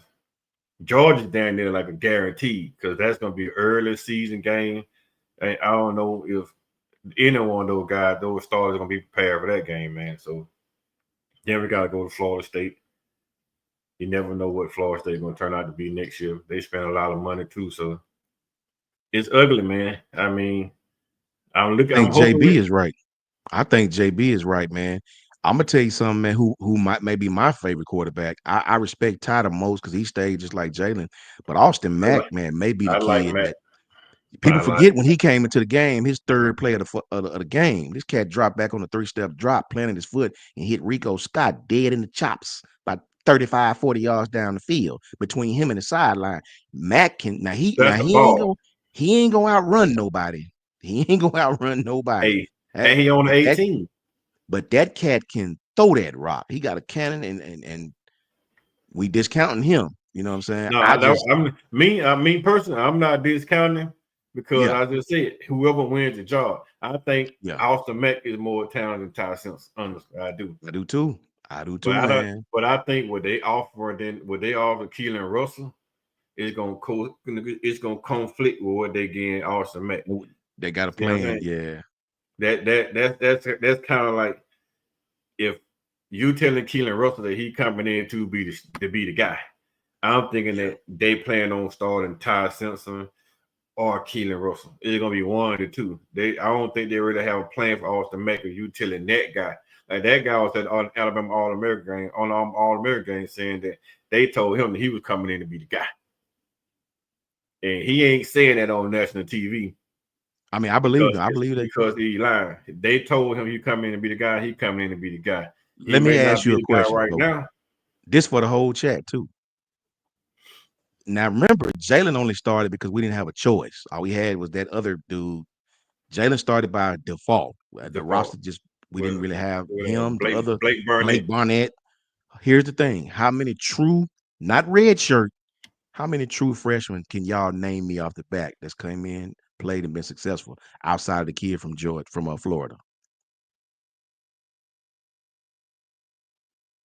I mean, the guy in South Carolina, second half of the Ooh. season, the South Carolina quarterback. What I'm his talking name about is? started a whole season. Now Not the the kid whole from season. He came in and late and did good. The guy from Texas A&M came in later, did good too. Started from Florida is the only one I can think of that played. You know what? Only time he didn't play when he got hurt.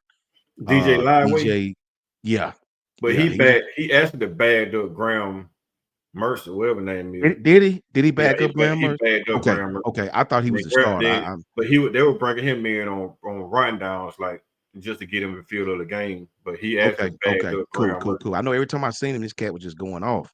Yeah, but he was going off because he was proving to Florida that he was the better guy. And so if you take him away, Graham got hurt, then he excelled, right? I don't know many true freshmen, bro. The college game is different, man. The college game Dylan, is different. not Dylan. What the boy name they left Georgia and went out to Nebraska? Dylan Raiola. Dylan Rowley. Dylan, now he's a true freshman. Yeah. But if you look at their offense, they so vanilla at Nebraska. Hand the ball off, play action. I mean, I guess if you do it like that, yeah. Bryce Young, to me, Bryce Young, just from my little evaluation, is the best high school quarterback I've seen to come out of high me school. too. I've never seen a high school quarterback do what that kid done. And he done against top competition too, right?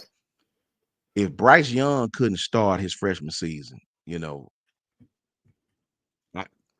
I'm all on the Keelan train. I think he's gonna be a star, bro.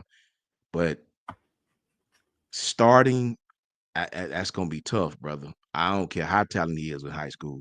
That's gonna be tough at this level. It's gonna be tough to come in and identify protection, identify, where the blitz is coming from, identify hots, identify actual reads, not high school where you're going from 1 to 2 and take off.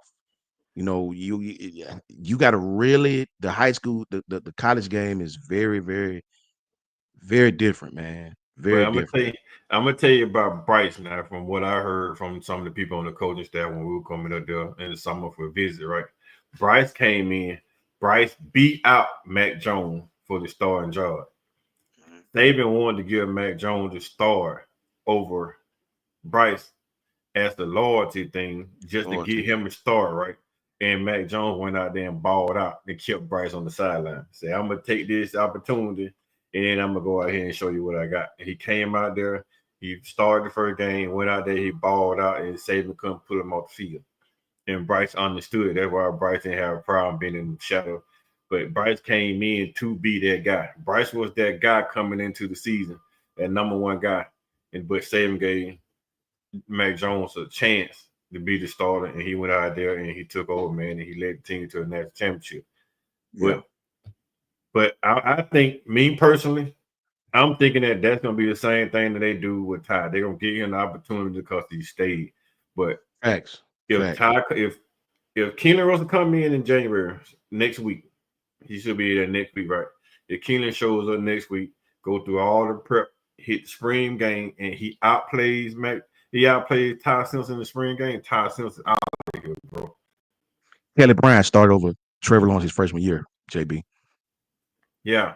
Kevin Bryant got hurt, and then Lawrence took him to the national championship game, right?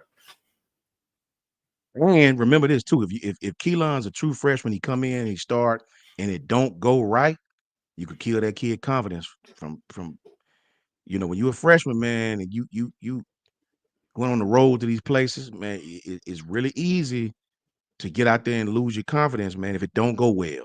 You know, it's just two positions I never liked starting freshmen. Just me, quarterback and punt returner. I just never like having fresh Yeah. guys at them two spots. Never, ever, ever. I mean, as Just me. punt returner, you gotta be a dog, man. Like You got to be different. Yeah. Now there's been exceptions to every rule, but some of your doggest athletes couldn't do punt return as a true freshman in college. That I can tell you personally, that is a mental grown man spot, bro.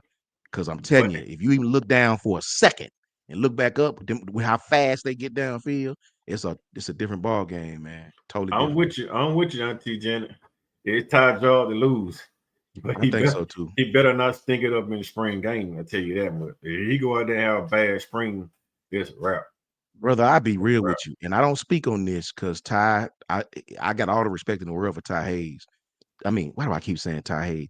Ty Simpson, excuse me. Love my brother Ty Hayes too, though. Facts. When I see Ty play, it looked like Miro. He run around. I don't know still if he can throw the ball. All I see him doing is running touchdown, same as Miro, right? I need to see you sit in the pocket and see can you throw that rock. I hadn't seen Ty do that. Just me. Maybe I gotta went to the bathroom when he did it or something. But I don't know. We see Austin Mack stand back there and deliver. Like we saw Austin Mack stand there and deliver. Now I seen Ty scramble, make some throws off platform, right? But I hadn't seen Ty just standing there, read defense, and deliver the ball out the field. I hadn't seen that. And all the cleanup time. And I understand small sample size. I get it. Right. I don't know, bro. It's so many questions around Alabama. I don't have no answers, brother. Now I will say this that I was shocked about that only because this is my position and I really pay attention to it. I did not understand why we had two running backs. I talked about this on my video yesterday. We had two running backs on campus on visits, and I didn't understand why we had two more running backs with the running back room that we already have. I get it. You could never have too many running backs, but that was in a day and age when you could stack a position without them leaving, right? To have running backs in this day and age, Dalen Washington and Rashul Faison, I was shocked at that, unless they know already somebody's planning on leaving. Maybe. I'm thinking that either Jam gonna transfer. Jam probably gonna get a big offer, and he gonna be out of there. You think Jam will transfer? I'm thinking that Jam probably gonna get a big offer, man, and he gonna and if Bama don't match it, he's gonna be out there. I hope Daniel Hill don't leave. I don't want Daniel Hill to leave. Daniel Hill is my favorite. Daniel Hill gonna be He's a thumper, man. They don't need to lose him, bro. There's no other running back on the roster like Daniel Hill, not even Richard Young. I mean, I'm not saying he's better than Richard Young. I'm saying as far as 3rd and 4, 3rd and 3, 3rd and 2, y'all, we don't have a back that's just strictly a thumper, like strictly a east and west thumper. That's Daniel Hill all day. Daniel is a power straight, no jump cut, no nothing. He up the gut gone. He be Rob, man. We need a Daniel Hill, but we need that third down and short running back or that second and short guy. We need that Kevin Riley, that quick hitter outside, that outside quick hitter. I mean, he more of a outside runner than he Jam Miller. So we need that quick pitch guy, like AK Deer. He can do inside, outside. He remind me of Richard Young. I love AK Deer, man. I can't lie. When I watch his film, I don't see nothing different than Richard Young. They both. Daniel Hill's film is different. he running over folks the whole tape. Just Yeah. he can catch. That cat can catch. I see him running fade routes, a running back. So, you know, Coach Al, what Coach Al say? Keelan Russell physical stature. The Entire whole season is a huge entire question. season's a huge question.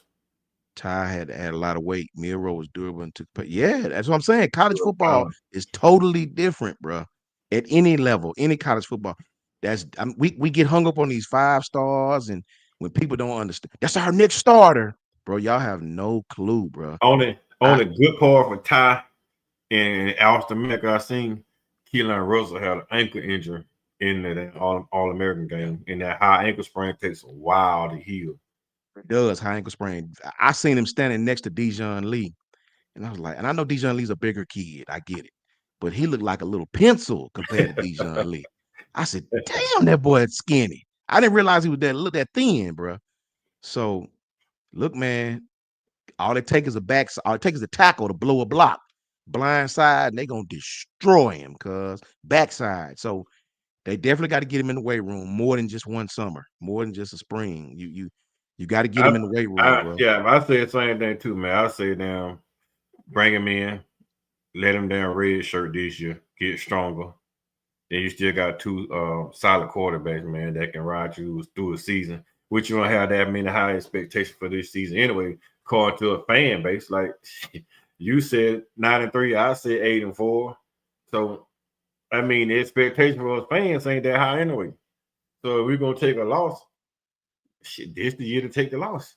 I mean, you just put him in the weight room, get him bigger, get him smarter, and then JB, let's JB said go he needs the go weight for the room show, now. right? Facts, JB. That But boy. one thing you can't deny though, JB, out of all the players on the football field yesterday, he was the best player on the football field. Oh, he different. He not now. He his tape to me ain't better than Bryce's. I ain't gonna lie. I ain't gonna lie about that. Deshaun To Lee. me. Now Bryce had the best tape, man, I ever seen. Yeah, Ever, Bryce man. was doing. Ever. Bryce was. This dude was hanging in the pocket, not moving. Catch 3 feet taller than him and throwing 50-yard bombs all the way on the around. spot. Yeah, he was doing some. Bryce was doing some different stuff, man. Like, Yeah. I thought Keelan is gonna be a star. I thought Tua had the best film until I saw Bryce Young. Bryce. One thing I didn't like about Tua is the people he was playing against. I seen linemen that looked like they was 200 pounds. You know, the little bitty dudes. Bryce was playing against some behemoths. Yeah, This cat went out there against IMG and threw for 300, and they had the best of the best of the best in high school. Bryce was different. Bryce was different. I got to give him his credit. Keelan is gonna be special, man, if they use him the right way, bro. You know, I know the fans are gonna be clamoring. I'm like you, man. I think he sits a year. If he sits a year, he'll be true. He'll be ready. He'll be ready. Yeah. I think the fans are gonna be clamoring for him. You know how we do. We see the stars, we see the 5 stars. You know, we want to see him play right now. You know, I think it's just hard to play quarterback in college, bro. It's very hard. I don't think the average fan realizes how different it is to come into a college locker room as a freshman and command respect. You got to win your team. It's more than just to play on the field, bro. You got to win your teammates over. You got to make these seniors follow you, and they don't give a damn about your confidence. They don't care about the talk and the TikTok video. The reason why they follow Ryan is because of his play on the field. You know, it wasn't because of the nice TikTok videos. It wasn't because of that, man. You got to come in and make these dudes who 21 years old, 20 and 21 years old follow you. And I think it can happen. It can happen. Can he take the physical pounding of the SEC playing quarterback? Every play is not going to be blocked correctly. You're going to get hit. We'll see. We'll see. Hey, I like to come in back said, man, if we start looking bad and losing a couple of games, they're going to get in the ball. That's more likely going to happen. Like that's for sure. Yeah. That's for sure. But see, man, I don't know, bro. I'm just different. I'm like this though, right? I say Ty, out of the loyalty perspective, he stays back to spring. Ty start the first game. If he stinks it up, they're gonna roll Austin Mack, right? Yeah. Running back, if Jam stays, I hope he do. I think he's gonna stay. It's Jam, Rich Young, Daniel Hill, Kevin Riley. Wide receiver, me personally, I like Gio Bernard on the X. Ryan in the slot. Put Ryan at my Z, man. Keep Ryan out the edge, put him in the Z, and then you put the big 6'5" kid we got coming in here. You Man, like Ryan at the slot better than Jimmy Bernard better. at the slot? I'd rather have Ryan at the slot because Ryan has more speed. Ryan knows how to run a route. Ryan know how to get open. Ryan always open. Even at the X, man, Ryan was always open, right? Yeah. Put him in the slot, can't nobody guard him. Turn Ryan to a Judy Element, ain't nobody gonna guard him. Turn Ryan into the Henry Rhodes and Jalen Waller, the key unstoppable, right? You're gonna You be have a different. quarterback that can get him the ball. You got in the Harden. slot You got position. Harden on the outside. You have Giovanni Bernard on the outside, or you bring in the freshman that we just got, the big 6'5" freshman. You put him on the outside and put Bernard and Ryan in the slot. And when you go to the damn doubles, right? When you run doubles on the outside, put those two guys in the slot. Now you got to pick your choose. And then you're gonna try to guard one of these two and turn these two loose on the outside. I watch Horton from Miami. I'm gonna tell you this, bro. Remember what I said. I don't look at what they do good. I look at what they have issues with. The kid from Miami had a problem getting off press coverage. I'm telling you what I seen with my own two eyes. He had an issue getting off press. But my thing is this: if you got Ryan and Giovanni Bernard in the slot, they can press them all they want to. All you doing is taking the corner out of the middle of the field. You taking a corner away from coverage. You press man this guy, you leaving these two one-on-one. Now you're going to take the safeties and roll the safeties. You still going to have somebody that can beat you. One of those two guys running the miss across the middle. Those guys open. You don't need but those twos, and you got utilize the tight ends. Like you utilize tight ends and those two guys. I mean, you still got Jalen Hill coming back, right? Yeah. So we're gonna have that talent, bro. Either one of the guys, anything you put on the outside out there, man, we're gonna have talent. I just say, man, we just figure out how to put the ish together, and then our running back, our wide receiver room gonna be talented. Running back, wide receiver gonna be talented. It depends on the quarterback. Offensive line play, I honestly say, man, because I had to coach offensive line this year. Kalen Proctor, I'll move Kalen Proctor to left guard, replace Tyler Booker. Bring somebody in and put him at left tackle. If Robert stays, keep Robert at the right guard, then we got to find us the right tackle. Or I'll move Caden Proctor from left tackle to right tackle, put him over there with Jaden Roberts. Then we got to find a guard like Rock Montgomery, put Rock Montgomery or something like that to go, and then come over and find you a better left tackle. I don't think that guy that they bringing in, that African guy from the big 6'6" guy, the African guy, I don't think he's ready yet. You know Jackson Lloyd is the best pass blocking lineman that they're bringing in. I seen this kid personally and didn't even know who he was at the time. I didn't even know who he was. I can see Jackson Lloyd. I can see Jackson Lloyd. Not very physical in the run game, but pass protection. This kid an athlete, man. He was an athlete. That's a whole fact. Yeah, I can see that, man. But like I said, man, we just got to figure out that left side and that right side. Facts. We can do anything. We can do anything in the middle. The middle gonna be good because we got some guys in the middle that, man, just been waiting to play. Like, man, we got some guys waiting to get on the field that plays in the interior lineman. So we can do whatever we want in interior lineman. It's just we got to solidify that right and that left side. So just in case we have to have some pad protection, man. So tight ends, I don't really know about tight ends that much, man. I just feel like they just throw somebody out there and see what they do. I hear you, Bear. I hear you. But Mike Carroll, even though he's a physical specimen, I think he still got to work on his footwork a little bit. I watched a lot of film on Mike Carroll, man. Mike Carroll missed a few blocks, man. Like, he be lunching too. So, you just got to pay attention to how you do it. If you get a guy faster than him, he lunch at him. He don't sit back and wait on him because he's not that agile. So send him on that edge like that. You got to be able to flex. You got to be able to move. So when you drop back in pass pro, You got to sit there and wait on him, right? You got to be able to wait.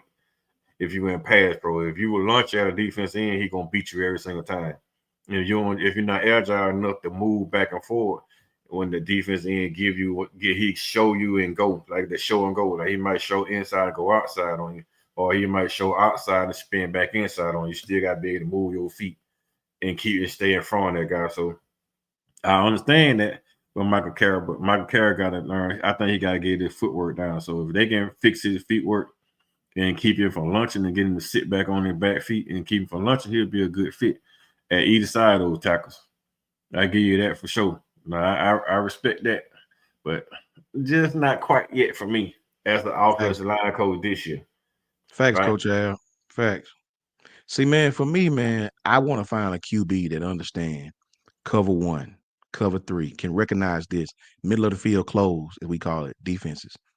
If they understand that, a lot of times in high school, your athletes be so much better than the other team, you can actually throw in the coverage and still make the play, right?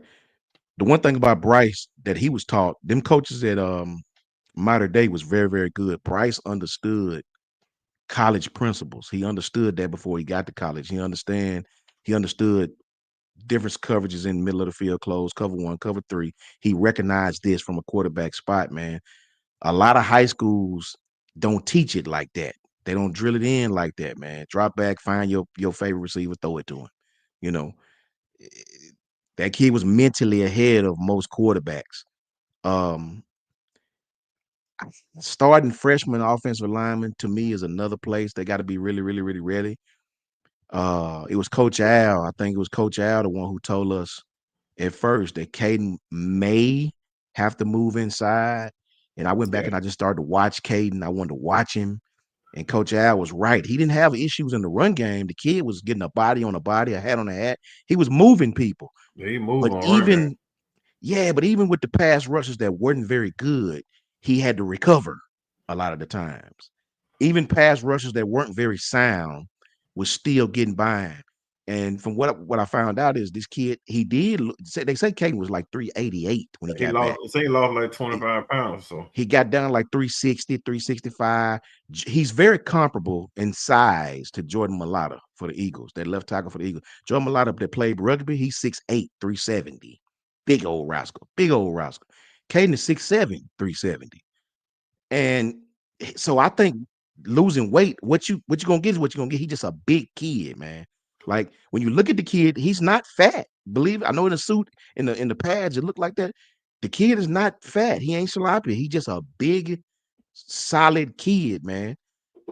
And maybe he do take the JC Latham approach. Maybe he do move inside. Right, Janet? Maybe he do move inside. Coach Al was the first one that brought that to my attention. I started thinking about that. And, I said this on my channel. I said, when Coach Al first said it, I was like, yeah, that might work. But I was selfish. No, I don't want my left tackle to move. That's my left tackle. I wasn't thinking logically, right? Maybe this will work. And see, that's why you need your OGs. We in the meeting room. No, that ain't gonna work, Coach Al, because the safety, he biting. You need that extra input to be like, let's try that in practice and see what happens. You need that. That's how you grow, right? So I love that. So Coach Al might be right, man. He may have to kick inside to have because Jordan Mailata's this kid played rugby and was running the ball. He's a lot more fleet of foot than Caden is. He's a lot more agile than Caden is. Caden may have to move in or inside to be, because if Caden move inside and play just as well, he'll be a first round pick. The size, the potential. The thing that I learned, man, on dealing with offensive tackles, right? When I watched Caden Proctor, if the guy lines up in a 9, wide 9, Caden Proctor, his first kick is outside. He's gonna kick outside to get in front of that guy. But as the offensive lineman, you got lanes just like defense lineman has lane. If you overstep your lane, you're gonna give up the inside. Just drop back in his zone. Just drop back in his zone. Instead of stepping out here and trying to reach out here and get to defense end, man, just drop back in your zone and wait on him. You big enough to, once he approach you, put him on his ass. Drop back in your lane and just wait on him. If you drop back and wait on him, he's not, that guy come full speed or not. If you send back waiting on his ass, he's not gonna overpower no Caden Proctor, because like you said, that's 370 pounds, bro. He's sitting back, the guy come to him, boom, you hit him, you're gonna pretty much knock his ass off the rock because he's not gonna come at you, he's gonna come and try to go around you, and you catch him trying to go around you and you jam him hard enough, you're gonna knock him off balance. And all you gotta do now is sit back and wait on him to come back around. And that's the thing with the killing him.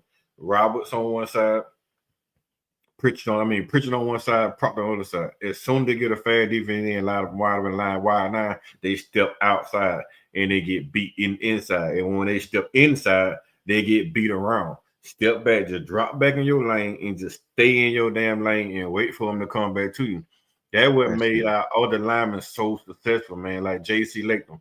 He was huge on the right side, huge guy. But you never seen J.C. Latham jump outside of the damn zone and try to meet on the wide nine. J.C. Latham always drop back and he'll wait on him. That's why Bryce Young knew that when he had J.C. Latham back there, he didn't have to worry about it. Because as soon as he heard J.C. Latham scream, that mean guy touching me anyway, and Bryce Young get the hell out of there. Yeah. That's the chemistry that this offensive line don't have. That's the thing that killing Proctor. Proctor used to being the best player on the football field. All you gotta do is just get out here and jam it. They can throw you in the kind of way. When you start going against Dan Dillon over there in South Carolina, shit, you're not gonna beat that guy to the point. Drop back where that guy get to you. You're not gonna beat him to the point. You're not beating him inside or outside. Just drop back to your point and wait on him. That's the thing that killed the offensive line this year. That's just something I saw. I think what Miss Janet said right now, talking about tackling and whatnot, I think we got a whole lot better with tackling as the season went on. There's some running backs you just can't tackle one-on-one. In Michigan game, we didn't. We sucked in that game. Now we sucked in the Michigan game, but Michigan was more physical than us. They had a lot of guys yes, trying to get off. Let's try to get off blocks, right? And they running back ran harder.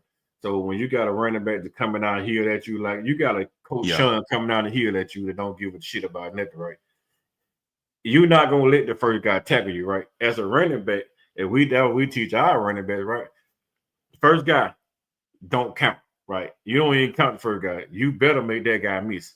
One-on-one first guy in the backfield, you better make him miss. If you ain't making his ass miss, you don't need to be on the field anyway. Yeah. You gotta make that guy miss as a running back. If you are better than a defense tackle, you better make that defense tackle miss. So if first guy don't count, now you got everything else is up in there. You run over linebacker, you keep on trucking, but you gotta make the first guy miss. And that's what Michigan live by. I've seen it. Michigan running back didn't give a damn about the defense tackle. They want to run through those tackle, outrun that D tackle, or they could sidestep that D tackle and get upfield. Yeah, I like that part. I like that aspect about them, right? So those tackles, I feel like we were gonna miss. The thing that killed me is that when Jahad Cameron got hurt, Justin Jefferson didn't step up and plug the holes up. Yeah, he wasn't feeling for real at all. He wasn't even 35 was getting. He was getting blowed off because he was hitting the wrong hole. So like the defense called play. He hit this hole, you got to hit this hole, right? So if Jeremiah Alexander going on the right side, if he going in the A gap on the right side, it's Justin Jefferson's job to fill the A gap on the left side. Yeah. When the guard in the center, they double team Jeremiah Alexander, who Justin Jefferson's supposed to be wide open in that hole by himself. He wasn't filling that gap. He was sitting back waiting for the running back to come through the gap, and then he's trying to tackle the running back with a running back in the head steam. But with Jahad Cameron, he was meeting that running back in the gap. And when you gotta be a dog, man. Yeah, he was plugging your ass in the hole. And that's what we lost when Jahad Cameron went out, right? If Jeremiah Alexander was to play exactly the way Jahad Cameron played and just meet that guy in the middle of the lineup and just kept floating around like he was doing, I don't think Michigan would have got any more rushing yards because with Jahad Cameron, they didn't do shit, man. I mean, we got the turnovers down there. They got 3 points, and they just got that touchdown with the guy putting the tight end beat man coverage going across the middle. Yeah. Other than that, that's all Michigan got, man. I mean, we got 4 turnovers inside our own damn 30-yard line, and they left out there with 19 points. Yeah, man. That game was tough to watch, bro. You know, I mean, 5 minutes into the game, I was utterly disgusted. Like, what are we doing? What are we doing, bro? All the bad breaks. And Coach Sean, you, me, all those guys on the panel, Bear, All the guys You know that what? have YouTube channel, we knew what Michigan was gonna do. You know what my coach used to tell us when we was going against defenses? He was like, if your defense is always getting the bad breaks, then that means it's always something you ain't doing right. Yeah, Like the bad break will happen every once in a while, but if you just keep getting the bad break, keep getting the bad, it always happened to you. That means somebody's not doing their job somewhere. You know what I'm yeah, saying? somewhere, somehow, right? Somewhere, somehow. Yeah, man. And we But just kept. four turnovers, bro, and they only gave what one touchdown. Well, think about it. We had I 4 commend the turnovers people. against Auburn. We had 4 turnovers then. 8 turnovers in 2 games. I mean, 2 games on offense, right? That's horrible, man. Inside the red yeah. zone. Yeah, that's horrible. That's not even bad. That's horrible. Inside Facts. the red zone. That's And facts, like man. Bear said, man, he think down Hill Green is violent. And Hill Green was violent for Colorado in the Big 12. It's a different type of violence in the SEC. Big 12 don't have those type of running backs. Like all you had to do with Colorado State. One game that with that big physical bruising running back, Colorado State. I mean, Arizona State proved to be a really tough guy with Scalaboo turned to be a really good guy. Y'all speaking the word about Scalaboo, but they had to deal with one running back this year that was that physical. And yeah, Green was a beast doing that. You gotta deal with that every single week in the in the SEC, man. Every single week, you gotta deal with those type running backs. Is that body gonna hold up to that grind? That's the thing about Hill Green. Is he gonna be able to hold up to that grind with the SEC? We will find out. It ain't gonna be that long, short 9 months, baby, and you'll find out again. But Coach Sean, we already at the 2 hour mark, man. So let's jump out of here, man. Hey, people, man, we appreciate y'all jumping into my first live, man. The first of a minute to come. I appreciate y'all, man. I think we had 13 in here at one point. Everybody, man, appreciate y'all death, man. So, Coach Sean, can you tell the people where to find you at? My brother. Yes, sir. Yes, sir, man. First of all, thank you for having me. Thank you for hitting me up, giving me the opportunity to be on your first live, man. I appreciate you. Trying to get my boy Bear on. Bear hit me behind the scenes, so he gonna get on with us. So I'm gonna put him on the spot. Bear, Run the Table Sports TV is going to go live with us, right? Anytime I go live from here on, you know how we always send the links to each other in our group. I'm gonna attach his name to us. I'm gonna make sure I let Ty know. You know what I'm saying? So you will be getting links from here on out, Bear, and you just tap in with it when it's I said time, bro. I actually sent Bear live for today's show. Yeah, So Bear, yeah. I'm just calling you out, Bear, let you know. I think he was busy today. I think he had something to do with his kids today. That's Yeah. good stuff. So from here on out, Bear, it's time. You know what I'm saying? Much love to everybody in the chat, man. As always, supporting us, man, and keep tapping in with my brother, man. You know what I mean? We all trying to build his channel up, you know, and let him do things. We all still building our own, and get him right there with all the rest of us, man. Much love to Coach Carl. You can definitely find me at JMHO Sports Talk. That's on Twitter and YouTube. It's just my humble opinion. That's what it stands for. JMHO Sports Talk on Twitter and YouTube. Shout out to Ty. Shout out to Jance. Shout out to Jason. Shout out to Coach I. Shout out to Coach Carl, Coach Al, my brother Brinsky, Bear, Kyle, everybody, man, doing y'all thing. Shout much love to Janet too, man. Really, really happy that Janet is back and healthy and doing her thing out of that old hospital. And really, really happy to see her, man. And much love and appreciate everybody for tapping in, man, for sure, for sure. Facts, man. Facts, bro. Appreciate you to death, Sean, on everything I love, Oh, man. That guy gave me always, bro. my first spot on the screen, man. And he was the first guy that showed up on my screen, on my first live screen. So that's what it tell you, man. That's the testament of a real brother right there. Even though the rest of my brothers couldn't make it today, I appreciate y'all brothers and all, man, for allowing me to come on the screen with y'all too. What's up, man? I saw my brother Brinsky in the chat tonight. My brother Ty, he doing that.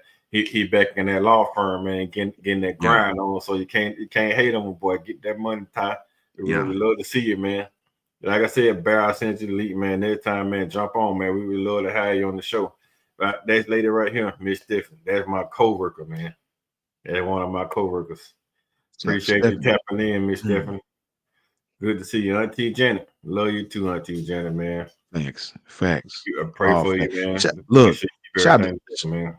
shout out to Clint Lamb too, man, for tapping in with us, man. Shout out to Clint. So, man, Tap in with Clint Lamb too, man. Really, really good on the spot guy. Make sure y'all tap in with Clint Lamb, man, for sure, for sure. yes, sir. Yes, sir. Sir. That's Good to see you, thirsty. Carla. Like my players say, yes, sir, ski. That's thirsty. Yes, sirski. Yes, All right, sirski, man. broski. Hey, like my brother Todd Hayes said, I'm gonna steal it for my first show. We're gonna give it to the last member of our panel, the third member of our panel. It's always here, but never says a word. Always here. The spinning wheel of doom, and it spins, And it's and been. it spins, and it spins.